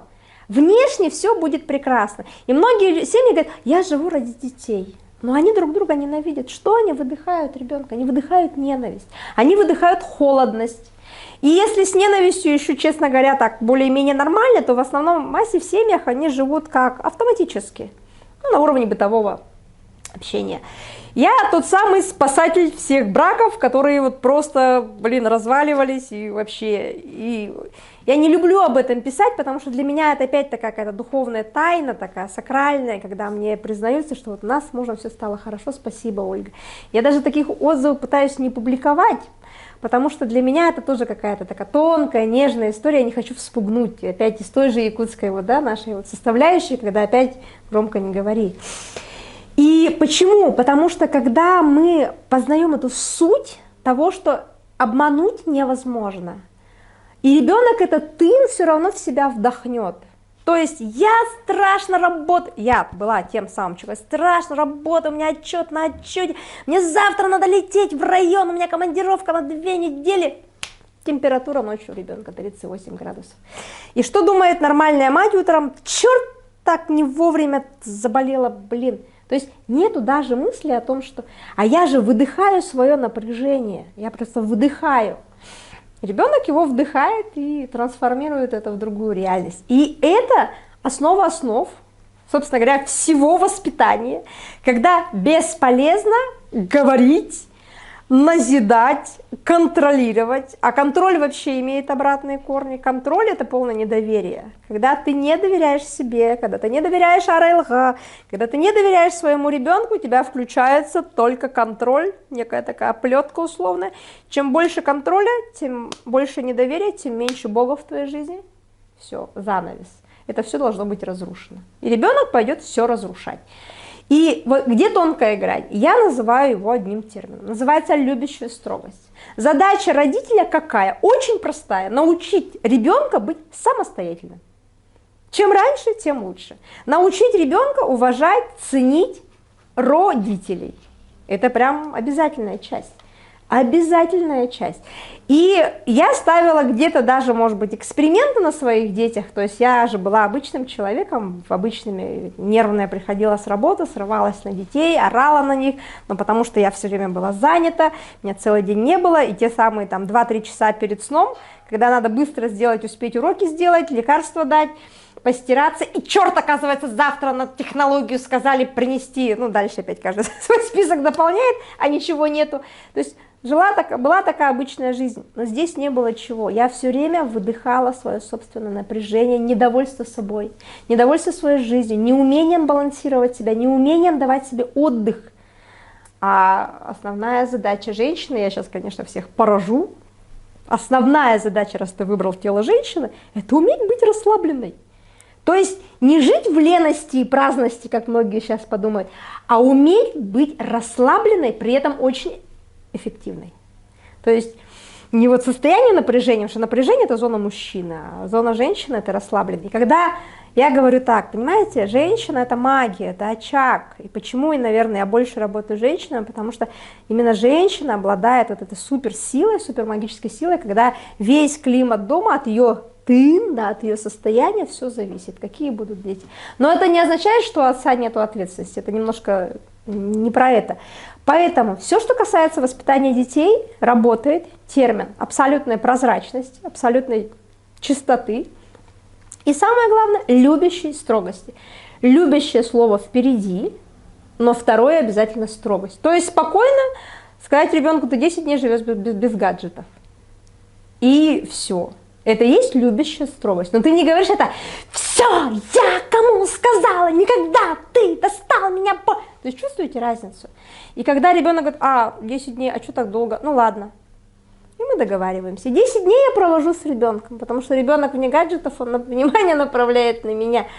И это все так сложно. Вы знаете, я вообще человек очень скучный. В плане того, что я всегда говорю: ребят, все, о чем я говорю, это все сложно. Но только следование вот этим принципам, они сделают ваших детей счастливыми, наполненными. У вас будет прекрасная старость, ваши дети будут, они получат какие-то результаты в обществе, они будут сами гармоничны, у них будут семьи, у них будут дети. Но все начинается здесь, что ты выдыхаешь в доме. И самое главное, что должен делать родитель для своего ребенка: родители должны любить и уважать друг друга, и ценить друг друга. Вот если все убрать, любую материальную составляющую, все убрать, но родители друг друга ценят и уважают, просто ценят и уважают, с детьми будет все окей. Они на уровне энергии забирают что? Ценность и уважение. У них будут базовые, даже если родители очень заняты, даже если у родителей мало времени, но они будут брать эту энергию чистоты. А если между ними постоянно микровойна, и такая проходи, ужин на столе готов, дорогой, да, дети пришли, давай покушаем, вот так вот, да, то есть двойственность. Все, ребенок на следующий день с температурой, с кашлем, у него провалы по урокам, он не может учиться, его задирают другие дети. То есть, когда ты изучаешь мир не с точки зрения тех понятий, и, наверное, где-то да, я, наверное, сверхсовременный человек, потому что то, о чем я говорю, через 50 лет оно будет популяризировано на другом уровне, я очень на это надеюсь, и эти понятия, эти знания, они будут уже более инструментальными, может, даже где-то академическими. Но пока вот так, пока я стараюсь работать с теми людьми, кто готов меня слышать, кто готов идти до конца, готов менять свою жизнь. И поверьте мне, я всегда говорю, есть хорошие новости. Все всегда можно исправить. И вообще не важно, сколько лет, какие проблемы, что делать, всегда все можно исправить. Наша энергия созидания, любви, тепла, она все может изменить. Поэтому надо действовать, и самое главное знать, что делать. Смотрели фильм «Король Ричард»? Да. На реальных событиях? Я поняла, да. Там рассказывается о двух звезд-теннисистках, Серена и Винус Уильямсы, мировые звезды. Там их отец до рождения дочерей где-то увидел, что теннисисты зарабатывают очень много. Я помню эту историю. И он сказал жене: когда у нас родятся дочки, мы сделаем их звездами тенниса. И он спланировал рождение детей. И эти дети родились. Он спланировал, он сам был не теннисистом, кстати. Да, я помню. Да, но он их научил, и они стали мировыми звездами тенниса. Да, они стали первыми в мире темнокожими, кто победил, выиграл Уимблдонский. И это ломает стереотип о том, что люди рождаются там талантами и так далее. Потому что человек до рождения своих детей спланировал то, что они станут этим, то выходит, можно из любого ребенка сделать, чтобы они достигли любого успеха в любой сфере. У меня здесь вопрос только один, да, это в чем? Мы здесь, я видела этот фильм, я не просто видела этот фильм, я человек очень дотошный, и вот у меня, не знаю, эта черта характера, она мне заставляет меня изучать все. То есть я посмотрела фильм, я прочитала все, что есть на Википедии, я прочитала все интервью, я посмотрела все интервью обеих сестер, и прочитала хейтеров, то есть я со всех сторон, я неделю где-то это все изучала. И здесь я могу сказать, этот пример, с одной стороны, он позитивный. Как будто бы. Но с другой стороны, этот пример, он тоже имеет свои какие-то не очень хорошие процессы. Почему? Мы сейчас настолько увлечены успешным успехом, и мы свою собственную нереализованность хотим через детей получить. И это всегда искажение. То есть в данном конкретном случае, да, наверное, круто, что они взяли Уимблдон, но стали ли они от этого там, счастливее там, и так далее, это уже как бы вопрос глубоко философский. И сколько им пришлось прожить часов у психолога, прорабатывая психотравмы на то, что мой отец был деспот, а он был страшный деспот, да, в этом плане. Но что у него абсолютно точно, у него было очень много строгости. И это, по сути, является тем самым лакмусом, да, той самой двигающей силой, но строгость без любящего компонента, она всегда разрушает. И есть такие же примеры, когда дети достигали успешных успехов, потом все это уходило либо в алкоголь, либо в суицид. Такие примеры тоже есть.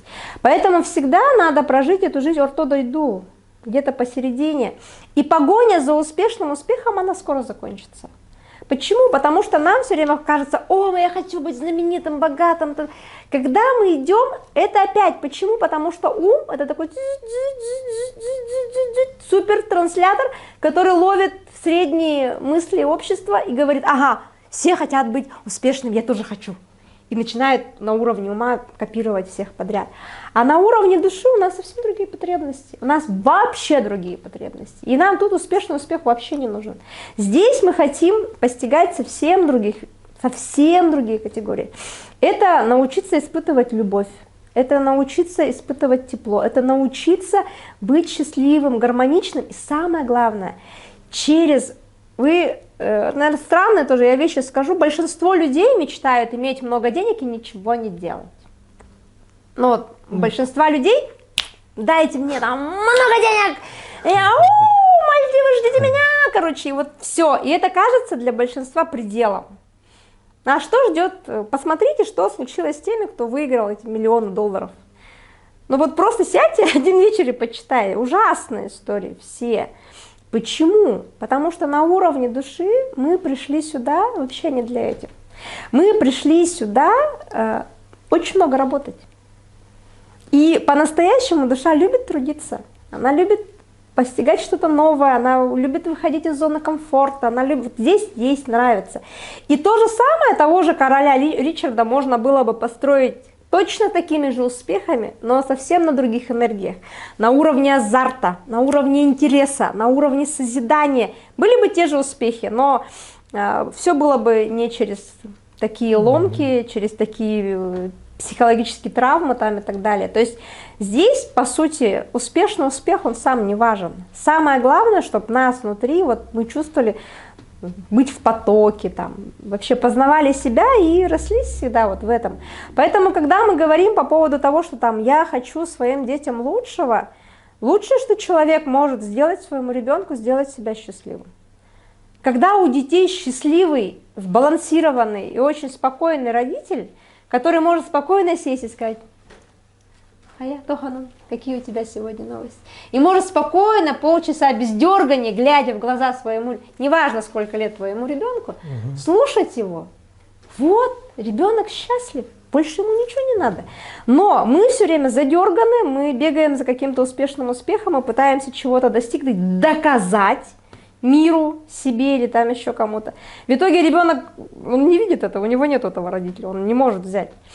А просто, еще раз, жизнь, она заключается в очень простых мелочах.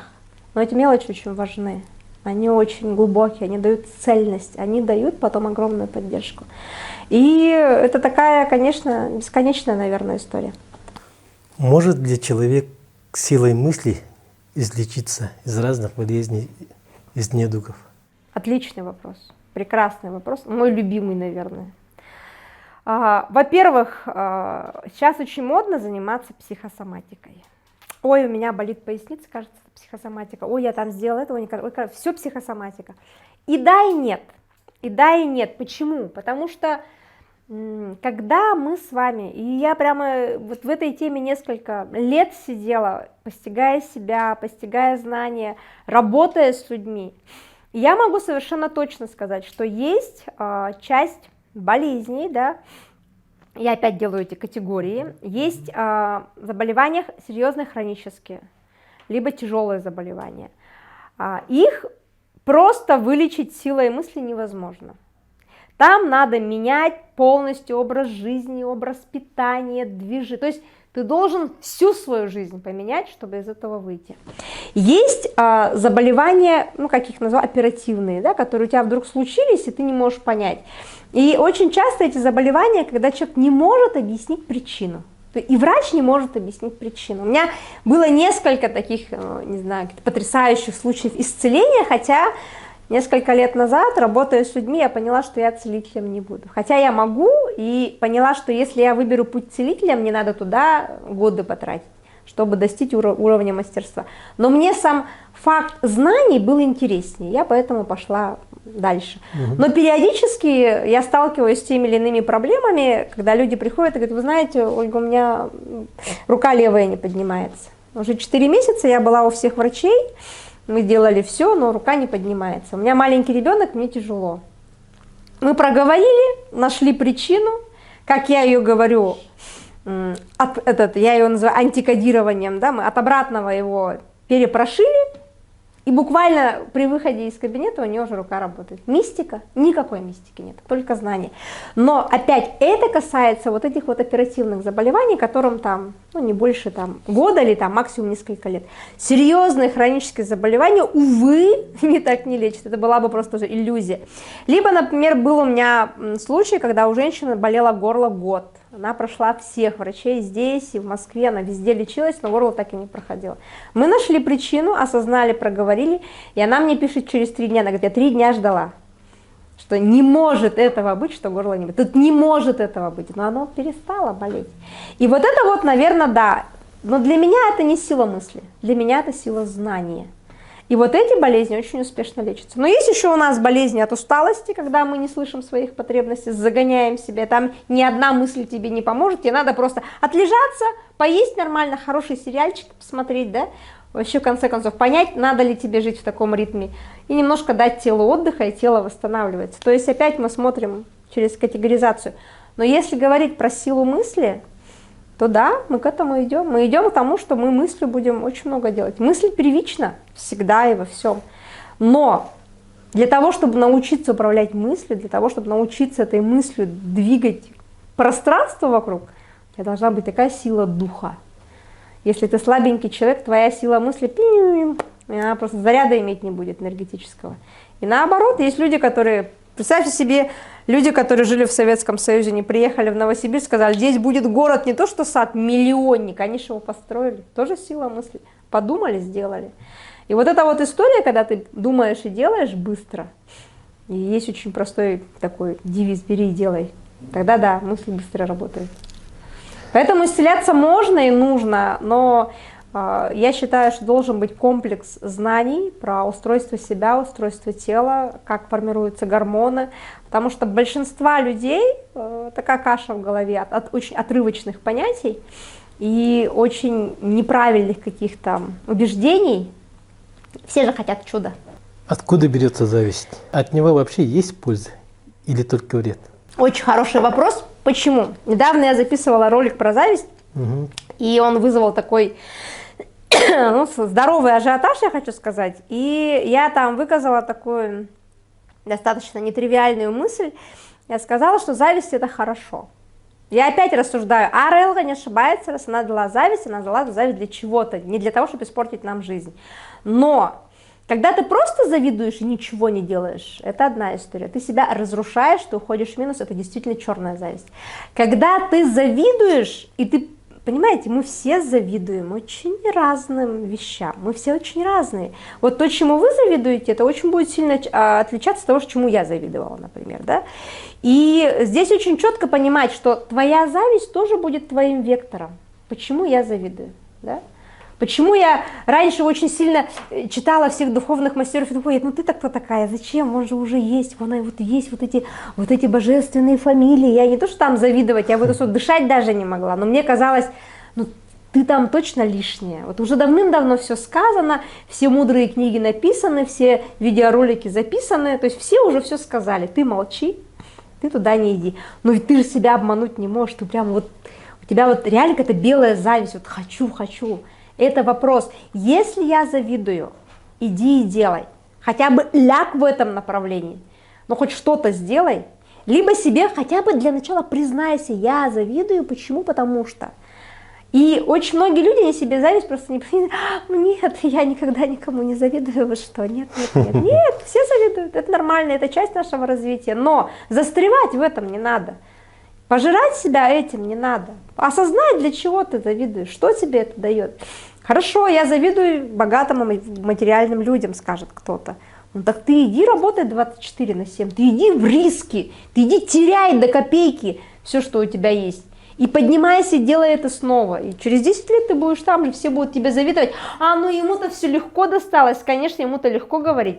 Но люди не будут знать, ты сколько шагов-то сзади прошел, через что ты шел. Поэтому есть зависть, действуй. И в этом плане твоя зависть может быть очень хорошим подспорьем для тебя. А куда идти, о чем мне делать? Вот кому я завидую?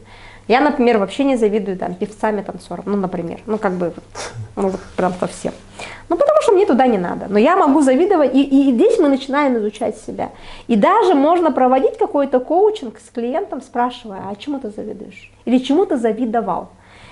Вот и все. И некоторые моменты, да, я вот писала там даже про зависть, что мне очень хотелось иметь очень счастливую семью. Мне прям хотелось вот эту обычную семейную жизнь, когда мы смотрим все какой-то фильм, все хохочем.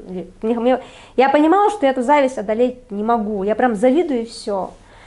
И я просто сдалась. Я сказала, Арайлга, я сдаюсь, я завидую, дай мне. Все, ты сдаешься внутри, и ты отдаешь это Богу. Дальше Бог уже думает, достоин ты этого, не достоин. Мне дали. И вот это вот тоже как бы момент такой внутренней духовной работы, как просветление. Но ты признайся себе. Я же могла делать вид, что я же духовный учитель, мастер, я же вообще тому завидовать не должна. Ну как бы вот опять иллюзия, опять самообман. Поэтому зависть, я не могу сказать, завидовать это круто и хорошо. Нет, конечно, это естественно такая энергия. Но мы все завидуем. А в каком она оттенке для тебя? Она тебя в минус уводит? Или ты все-таки, я тоже смогу? Давай я тоже сейчас туда двину. Я тоже буду добиваться. И значит ты пойдешь плюс благодаря этой зависти. А потом в какой-то момент эта зависть от тебя выходит. Ты уже достиг вот этого уровня, которому ты завидовал. Оглядываешься и говоришь, а что тут завидовать? Вообще нормально все. Но ты ее перерос. И дальше зависть будет трансформироваться в более высокие чувства. Восхищение какое-то, ну, элементарное. Я восхищаюсь очень многими своими коллегами, которые, как я считаю, делают крутую работу. Я вижу, что очень работящие люди. Вообще блогинг – это отдельная тема, в которой нет отпуска больничного, в которой нет соцпакетов там и так далее. Есть. Оказалось, есть только очень большой труд и страшная тема выхода из зоны комфорта, тотальная. Потому что мы же все опять привыкли, а опять у нас в Якутии же это вообще такое самое яркое, наверное. А что скажут люди? Там, а зачем? Стыдно, страшно, фу. И мы в этом застреваем очень сильно. И я через это тоже проходила. То есть, что делать, как это, как. То есть у меня блог 3 года был без моих фотографий, без моего имени. И это тоже вот та правда, когда мне говорят, ну, Ольга, вы-то такая уверенная в себе женщина. Я говорю, а с чего вы решили, что я такая? Да, я была уверенная в той области, где я уже поднаторела. Ну, в той же налоговой, например. Но у меня всегда была область, где я очень уязвима, где я еще никто. И вот в этой области мне было стыдно, страшно, неудобно и так далее. Но я туда захожу и там тоже что-то делаю. И вот в этом вот и есть вот это то самое направление, куда же нам двигаться. И зависть в этом плане нам тоже такой маятник, вектор, маяк. Что такое гордыня? Как ее распознать и как с ним бороться? Гордыня, и опять, да, в духовной литературе часто называют эго, Да. и это неотделимая часть нас, да, часть нашего строения тела, да, и это часть бытия человека. И по сути нам очень много разных энергий, скажем так, дано для того, чтобы мы его преодолевали. Для многих гордыня – это высокомерие. Ну, то есть у нас в нашем лексиконе нашего ума в основной массе такое, но нет. Я скажу по-другому. Стыд – это тоже гордыня. Неуверенность в себе – это тоже гордыня. Да? И неумение дать волю своим талантам – это тоже гордыня. То есть это все то же самое. Это то же самое, когда ты, ой, ну я-то что, я-то что. И гордыня – это тоже понимание того, что нам придется с этим быть все равно. Ну, опять, кто-то сильный сделает больше успехи, кто-то слабенький сделает меньше успехи, но ни один человек в мире освободиться от гордыни не может. Она обязательно должна быть, чтобы он был живой. Человек совсем без гордыни, ну, это единицы, наверное, каких-то высоких, очень духовных гуру, но опять, там просто гордыня, она нивелирована до определенного состояния. Например, от 100 единиц она нивелирована до 1, но 1 единица все равно будет всегда. Ну а то, что он потратил всю свою жизнь, чтобы это в себе проработать. И еще раз, гордыня – это и есть наши страхи, наши сомнения, наше обесценивание всех наших трудов, заслуг. Это тоже гордыня. И опять, мы от этого никуда не денемся. Мы все равно будем с этим быть. Но здесь могу сказать совершенно точно, что в какой-то момент она перестает мешать. Это прям да. То есть, когда-то она сидит очень сильная в тебе, это означает, что ты силу свою не включил. А когда ты силу внутри включаешь, то ты начинаешь ее потихоньку одолевать. Одолевать, одолевать. Потом в какой-то момент она опять вырастает, чтобы ты еще большую силу включил. И вот так вот потихоньку есть процесс духовного развития. Есть понятие «умный человек», и есть понятие «разумный человек». Приведу пример. Умные люди. Ядерную бомбу кто создавал? Умные же люди сделали. Конечно. А чтобы ее не использовать, это от Михаила Задорнова, по-моему, я слышал. Угу. А чтобы ее не использовать, это уже удел разумных людей. Угу. В чем отличие ум от разума? Хороший такой провокационный вопрос. А я бы добавила туда, что еще есть мудрые люди. Ну, наверное, разумные, мудрые, они где-то будут где-то рядышком. Почему?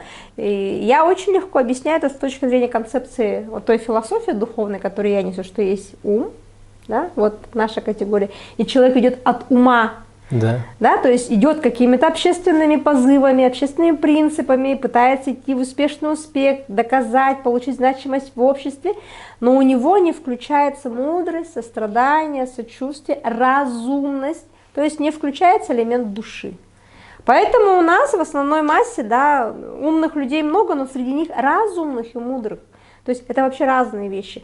Можно приехать в какую-то глухую деревню, найти какую-то старую бабушку, с которым просто бабушка курит там в этот маленькое окошко своей старенькой печки, но ты за эти 6-7 часов общения ты такую духовную накачку получаешь. А у бабушки ни образования нет, она, может, и грамотность-то там 20 лет алфавит первый раз увидела, да? Угу. То есть она не умная с точки зрения ума, но там столько мудрости, там столько жизненной силы. То есть там у нее дух развит, у нее вот сердце открыто, и она может дать при общении гораздо больше. И я хочу сказать, что да, есть умные люди, сейчас большинство людей умные, так оно и есть. Но мы меняемся, и тенденция все равно придет к разумности. Она все равно к этому придет. Я все равно свято верю в людей, свято верю в нашу планету, что все это победит, и мудрость все равно восторжествует. Почему мы становимся старыми? Для чего? Для обретения мудрости. Не для того, чтобы умными стать. Ум – это вообще категория, которая мы развиваем интеллект, интеллектуальную прокачку, скажем так, когда мы растягиваем наш хард-диск там до каких-то супер размеров. Но это все ничтожно по сравнению с тем, что мы туда-то что мы заберем с собой? Мы заберем только духовный опыт, только то, что мы наработали душой своей мудростью. А мудрость и тот самый интеллект, они немножко разные понятия, но будет модно обязательно, не то, что модно, слово не очень нравится, но обязательно придет то время, когда будет два в одном. Когда человек будет и умный, и мудрый. И это будет очень красиво. Но я в это верю. Про веру в себя. Знаете, когда-то я изучала эту категорию, и опять изучала с точки зрения энергии. И я вдруг увидела, что мы очень много говорим про религии, мы много говорим про Бога, Да. мы много говорим про, там, ну, опять Якутия, Араи, там, Ара-Илга, что-то такое, да. И когда мне говорят верующий человек, это человек, который верует в какие-то высшие силы, поклоняется какому-то Богу, который делает какие-то обряды, который принадлежит каким-то конфессиям, канонам.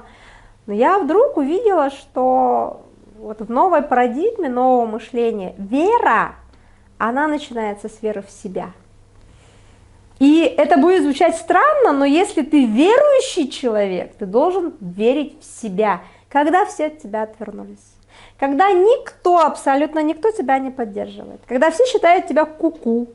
Либо ты просто один на один остался со своими, там, простите, кредитами и ипотеками, ты понимаешь, что идти некуда. Вот в этот момент ты должен свято верить в себя. В этом свято верить в себя. Просто это этап, вот второй этап той самой категории духовного роста, взросления, пробуждения, это когда мы начинаем понимать, что нам не нужны мама и папа. Не в плане, что нам не нужны мама и папа, нам не нужна от них поддержка.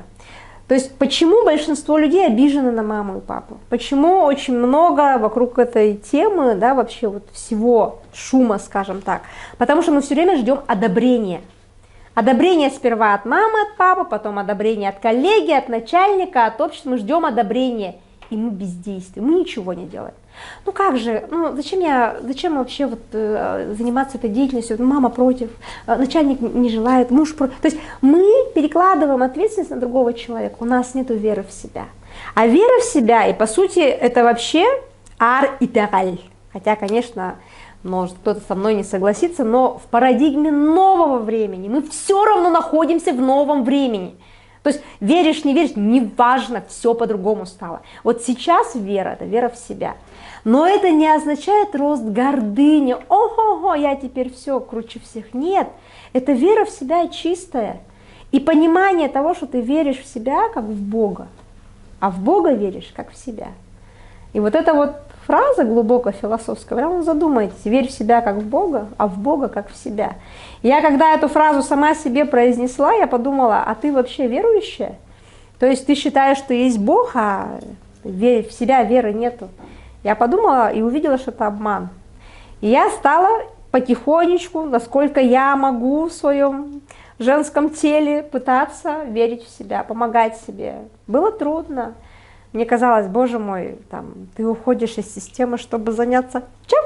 Да, духовностью. И что ты будешь делать? Я буду писать статьи.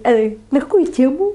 То есть это казалось для всех вообще, ну и даже для меня в том числе. Как вообще можно вот это превратить во что-то? Но мне хотелось, я верила, я шла, и иду до сих пор. И здесь, когда ты начинаешь верить в себя, только тогда приходит дальше поддержка Ара-Илга. Если ты в себя еще не поверил, боги-то здесь при чем? Они говорят, ну то ты в себя поверь, ты в себя инвестируй 5 копеек, следующую пятнашку я тебе дам. Но если ты все 5 копеек не вкладываешь, мы тебе 15 дать не можем. Как? Ты же не платежеспособный заемщик получается тогда. Но вот примерно грубо вот на таком примере основано мироздание. Поэтому хотите чего-то достичь, начните верить в себя, а уже потом следующим этапом уже придет поддержка. И для меня, например, совершенно вот эти моменты, они святы для меня, буквально. Поэтому вера в себя, да. Отсюда все, отсюда начинается. Сложно. Но до тех пор, пока мы считаем, что в нашей жизни виноват кто-то, в нашей жизни я не смогла, я не смог, потому что мне никто не поддерживал, не благословил, не дал денег, не инвестировал, не оставил наследство в конце до концов, веры в себя нет.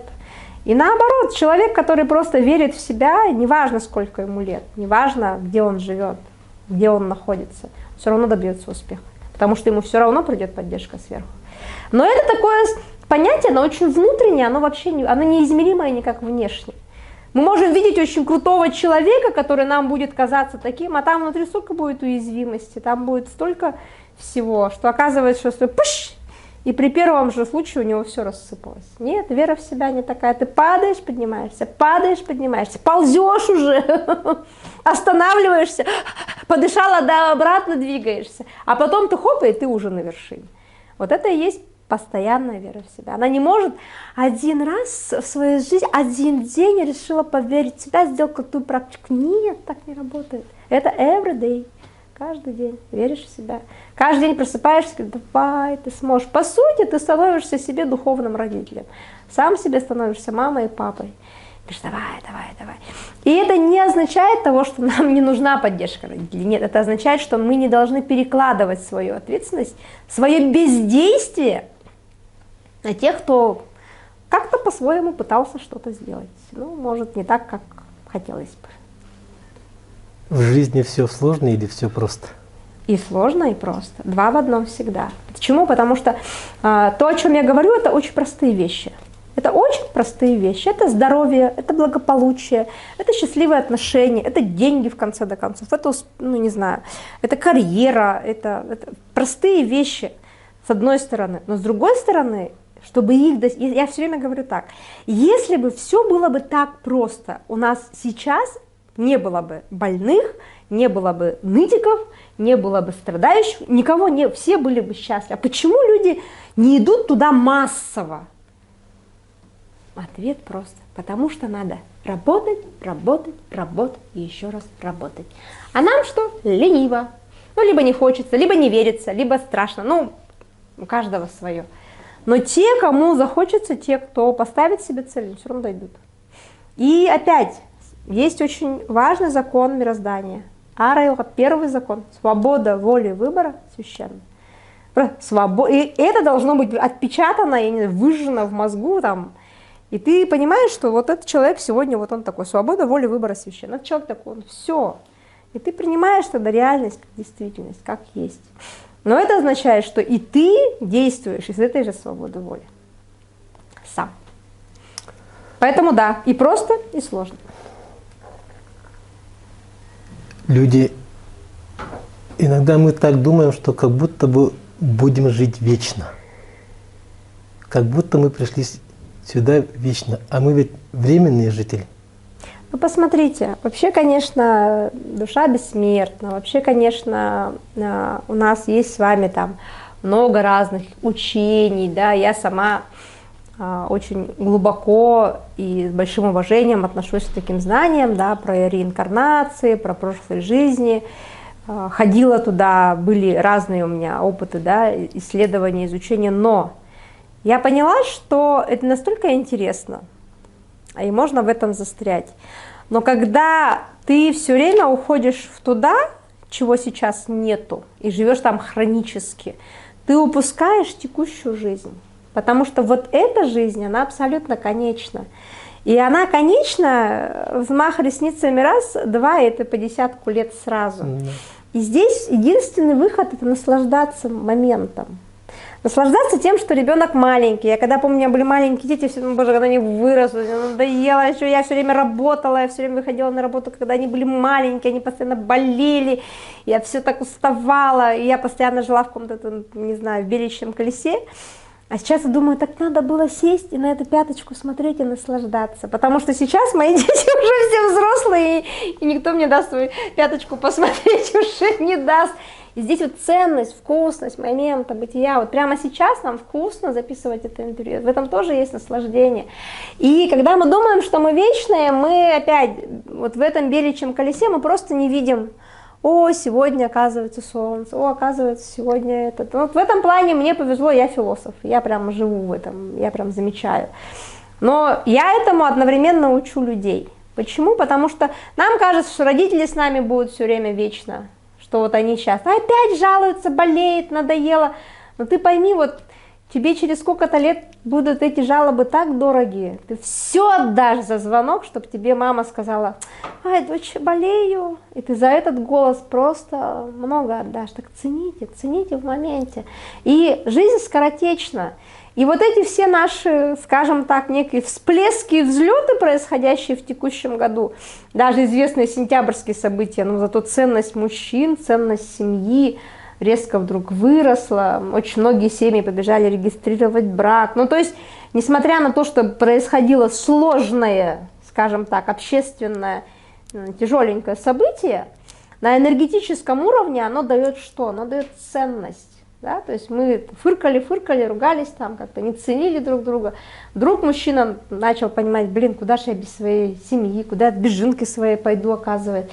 И нам жизнь показывает. Но это, конечно, глубокая философия, которую я называю сложной логикой, божественной логикой, логикой Ара-Элга, но которая нам иногда очень нужна, чтобы немножко встряхнуться, из концепции нашего текущего бытового там какого-то жития выйти, задуматься и просто обнять того, кто рядом сейчас. Вот просто молча обнять и подумать: как хорошо, что у меня сейчас есть.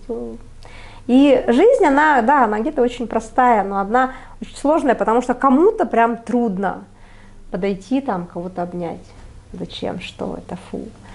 А когда есть ценность, когда происходят вот эти какие-то процессы, ты вдруг начинаешь: не, это мое родное.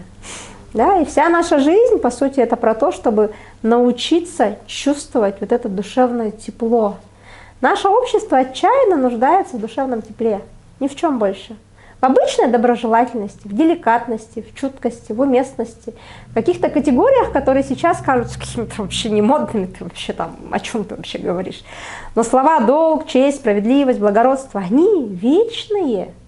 И они все равно не то что выживут, они все равно будут подниматься всегда выше и выше. И когда есть вот какие-то, мы иногда в жизни с этими высокими энергиями сталкиваемся, мы потом чувствуем себя очень наполненными. И это дает нам огромную силу и поддержку. Поэтому честность, искренность, доброжелательность, тепло – это то, ради чего мы сюда пришли в этот мир, по сути. Создавайте это в своих семьях. Делайте это каждый день, улыбайтесь друг другу, общайтесь друг с другом, обнимайте друг друга.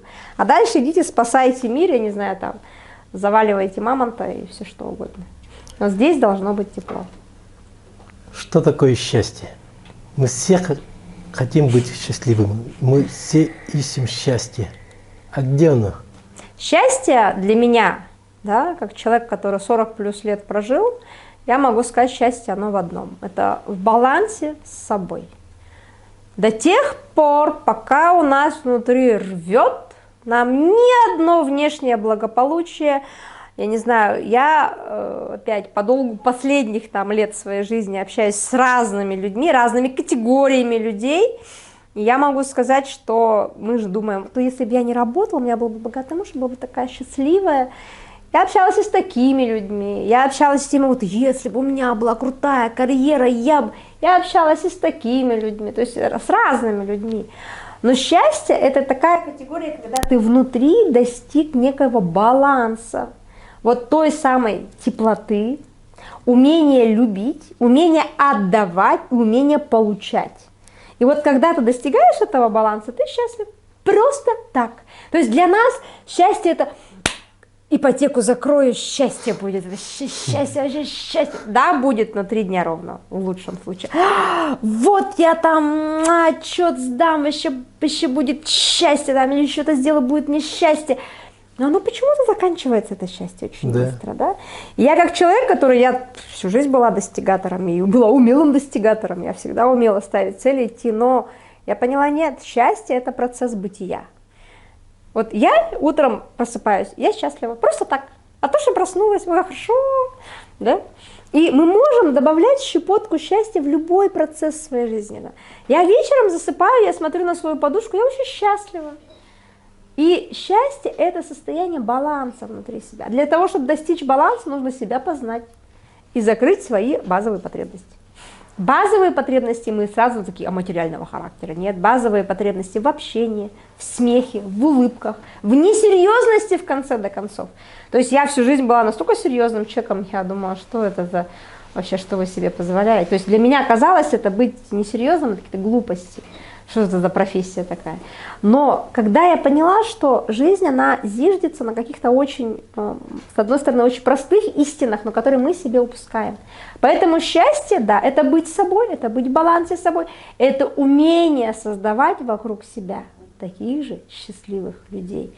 Для меня было, наверное, когда-то таким большим самым вызовом себе, я хотела, чтобы в моей семье все были счастливы. Ну вот в моей непосредственно семье. А там были перманентно какие-то конфликты, ну потому что куча детей, муж там на руководящий постоянно нервный и так далее, и так далее. Были какие-то моменты, которые я думала, как это. Я думала, все зависит от внешних обстоятельств. Но когда оказалось, что это все достигается другим путем, ты действительно сам становишься счастливым и делаешь вокруг себя, близких тебе людей тоже счастливыми. А дальше вы все в домике. В домике, потому что ты наполняешься из дома и уже опять идешь куда угодно, достигать чего угодно. И вот это вот умение, уметь балансировать с собой, ну для этого уже прям не одна жизнь, не одни лапти износить придется. Но опять, если так философски посмотреть. Как найти в себе тот ориентир, что нам указывает правильный путь? У меня есть замечательное видео «Правило 5 пальцев». Я его сама придумала, и который там вызвал 100-500, накатила толпа хейтеров. Все начали кричать, что я не права. Я потом записала видео, где я рассказываю, что такое правило 5 пальцев. И даже туда прибежали какие-то хейтеры, но я все равно скажу так. Как понять, и вот как вот внутри это ощутить? И я говорю, вы ощутите, что вы очень хотите сделать, очень хотите, тянетесь, но вам страшно, вам стыдно, вам неудобно, вы сомневаетесь, и вы, самое главное, это обесцениваете. Ну что, зачем я в певцы пою? Ну все поют, и я-то зачем пойду? Ой, ну зачем я буду там это делать? И это будет и вашим направлением. Потому что мы должны сперва снять свои внутренние потребности. Мы все очень разные. Да? Мы все очень разные, и то, что мы разные, мы все будем хотеть и бояться, и стесняться разных вещей. И вот когда мы выбираем вот вектором какую-то внутреннюю уязвимость, и вот эту уязвимость начинаем, это прям вот такая вот история. Но мы начинаем там расти. И приходит подсказка, приходит поддержка, открываются двери, открываются дороги. И вот когда мы идем вот этим путем, у меня опять есть такая история, термин «искусство маленьких шагов». То есть опять шаг делаешь три за тебя открывает тебе Орелла. Ты вдруг встречаешь человека, который готов тебе это сделать. И мы должны здесь внутри себя понимать свои собственные вот эти потребности, страхи. То есть прям сесть, прописать. Это такой чистой воды коучинг. Но этот коучинг, он тоже прекрасен. Сесть и понять, чего же я все-таки в этой жизни хочу, но боюсь, какое движение. Но здесь самое главное понять, что это долгосрочная перспектива. Это не то, что в течение одного дня я себе все закрыл, и мне вообще все прекрасно. Не так. Долго и терпеливо мы идем к своей цели. И есть еще очень важный момент, я об этом еще нигде не писала, не записывала, но есть такое понятие, как выгулять себя, это мое понятие. Что это означает? Вот у меня, например, всегда была супер черта, я всегда хорошо говорила. Я люблю выступать на публике, я хорошо владею речью, у меня нет никаких проблем. Я все время думала, а почему на работе я работаю там, где вообще говорить не надо? Да? И я думала, как-то странно, какой-то боженька вообще странный. Мог бы меня куда-то на нормальную работу, где, там, не знаю, там, можно было бы выступать, это все говорить. Я и преподавателем работала по совместительству, все было. Но я когда увидела, что, вот когда я уволилась, вот, чем я хочу заниматься, я подумала, а какие у меня есть черты, которые я хочу выгулять? Ну, которые мне хочется прям вот, то есть не делать этого я не могу. Я поняла, что я не могу не говорить, мне прям жизненно важно говорить. Я не могу не писать. Мне иногда вот это вот мое ЕИ творческое просыпается сначала. И мне прям вот все, я все бросаю и иду писать. Но я же не просто писать, надо же опубликовать же где-то. Я поняла, что я очень люблю объяснять людям. Я родилась в учительской семье. Мама учитель, бабушка учитель, дедушка учитель. То есть это вот я могу одно и то же 10 тысяч раз, и ни разу мне не станет лень, я буду это все объяснять. То есть я прямо, когда все сложила, чем я могу заниматься, и что мне прямо, о чем у меня горят глаза, я могу говорить об этом бесконечно, это про духовность, любую тему возьми, Я когда там собираю группу и везем на ретрит, у меня никогда нету там день первый, день второй, день третий, там день четвертый. Как люди, которые в парадигме ума, им надо, чтобы все было расписано. Мы живем обычный день. Мне дико говорят, какие у нас сегодня планы? Я говорю, у нас никаких планов нет. Но день почему-то очень классно складывается сам по себе, потому что мы не противостоим тому, что хочет прийти. И мы ведем беседы.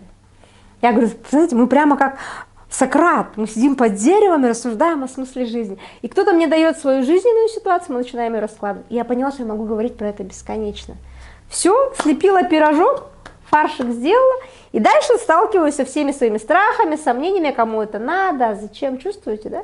То есть я одновременно понимаю, что у меня есть вот эти черты характера, которые мне надо куда-то воткнуть. И не потому, что я крутая, мощная какая-то. Нет, потому что если я этого не вынесу, я начинаю тухнуть. Хахтем, халабен. Да, то есть у меня начинается процесс деградации. Такой, да, то есть я просто засыхаю внутри. Я этого не делать не могу. Можно. Я и жила многие годы, не давая этой воли. Но мне и было хреново. Что-то не то, что-то не то, что-то не то, что-то хочу. А мне, оказывается, хотелось выйти вот так вот и перед камерами выступать. Прямо оказывается. Но было стыдно и страшно. Понимаете? А ты это одолеваешь, и вот, пожалуйста, тебе рассказывай. И это вот примерно как бы такая траектория, да, куда мы можем двигаться, но для этого надо познать самого себя. А чего же я хочу? Что же мне нравится? Куда я всю жизнь считала, что я обожаю путешествовать, что если я уволюсь, я буду ездить, я прям просто по всем горам, по всем морям, все мое. Но я когда в этом году летала каждый месяц, я поняла, что я не очень люблю путешествовать. Я вообще, оказывается, люблю дома сидеть.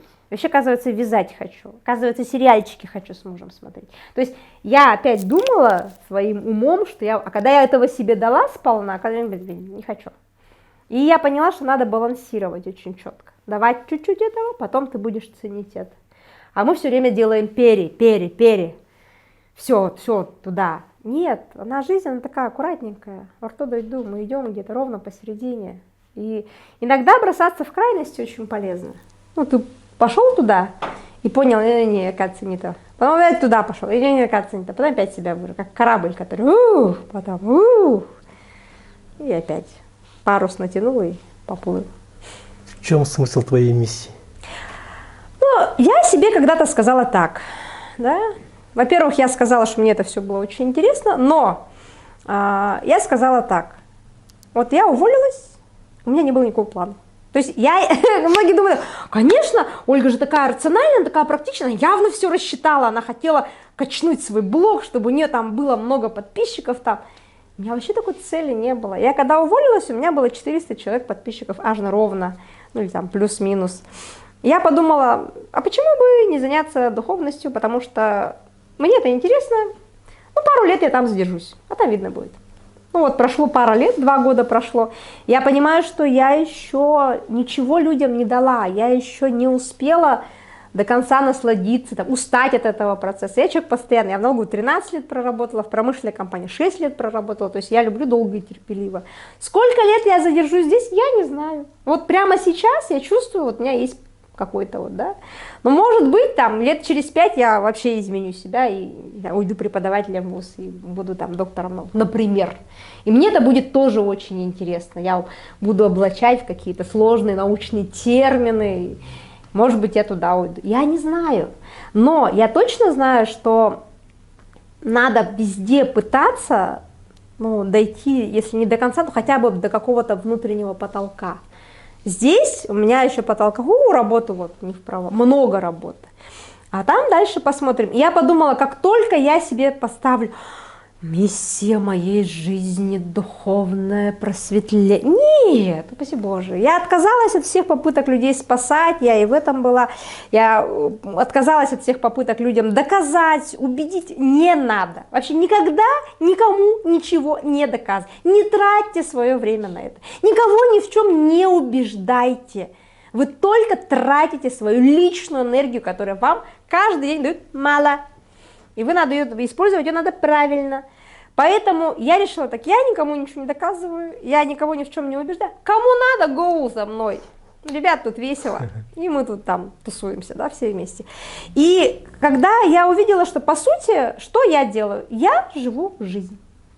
Изучаю себя, каждый день ставлю себе какие-то новые вызовы. У меня был потрясающий совершенно октябрь, совершенно потрясающий ноябрь, вот этих 2 последних месяцев. Я очень много всего поняла про себя, про свою жизнь. У меня просто в голове там все перевернулось. И часть из того, что мне дало большую поддержку, я готова буду нести людям дальше. Но вот как-то так. То есть я не ставлю себе каких-то высоких целей. Может, я перегорю через некоторые, я не знаю. Но прямо сейчас я точно знаю, что это мне интересно, это интересно людям, и мы в этом сейчас коннектимся, да? А дальше посмотрим. Конечно, наверное, я не очень в этом плане популярна, что надо ставить цель, у меня должен быть 1 миллион подписчиков, я должна какие-то там просмотры делать. Нет, в этом плане я как бы не могу бежать за всеми, но я точно знаю, что мне хочется нести то, что я чувствую. Вот прямо сейчас, да. Конечно, у меня есть какие-то там благие помыслы, там, я хочу написать книгу, я хочу написать такую книгу, что, прочитав ее, человек просто у него все перевернется внутри. Ну, как бы и да, и нет, посмотрим, как говорится. Громко говорить не будем, но прямо сейчас я точно знаю, что те, кому надо, они меня находят, они меня слышат, они ко мне приходят, и не побоюсь этого слова, у них жизнь меняется на до и после. На до и после, почему? Потому что они обретают силу, они обретают знания, они обретают веру в себя. Через меня, как проводника, как шамана нового времени, конечно, слово такое, много нареканий возникает, почему шамана, почему нового времени, что такое. Но мне, наверное, хотелось отдать дань, почету, уважение нашим традициям. Потому что для меня шаманизм – это прежде всего признание силы, мудрости, власти Ара-Илга над нами.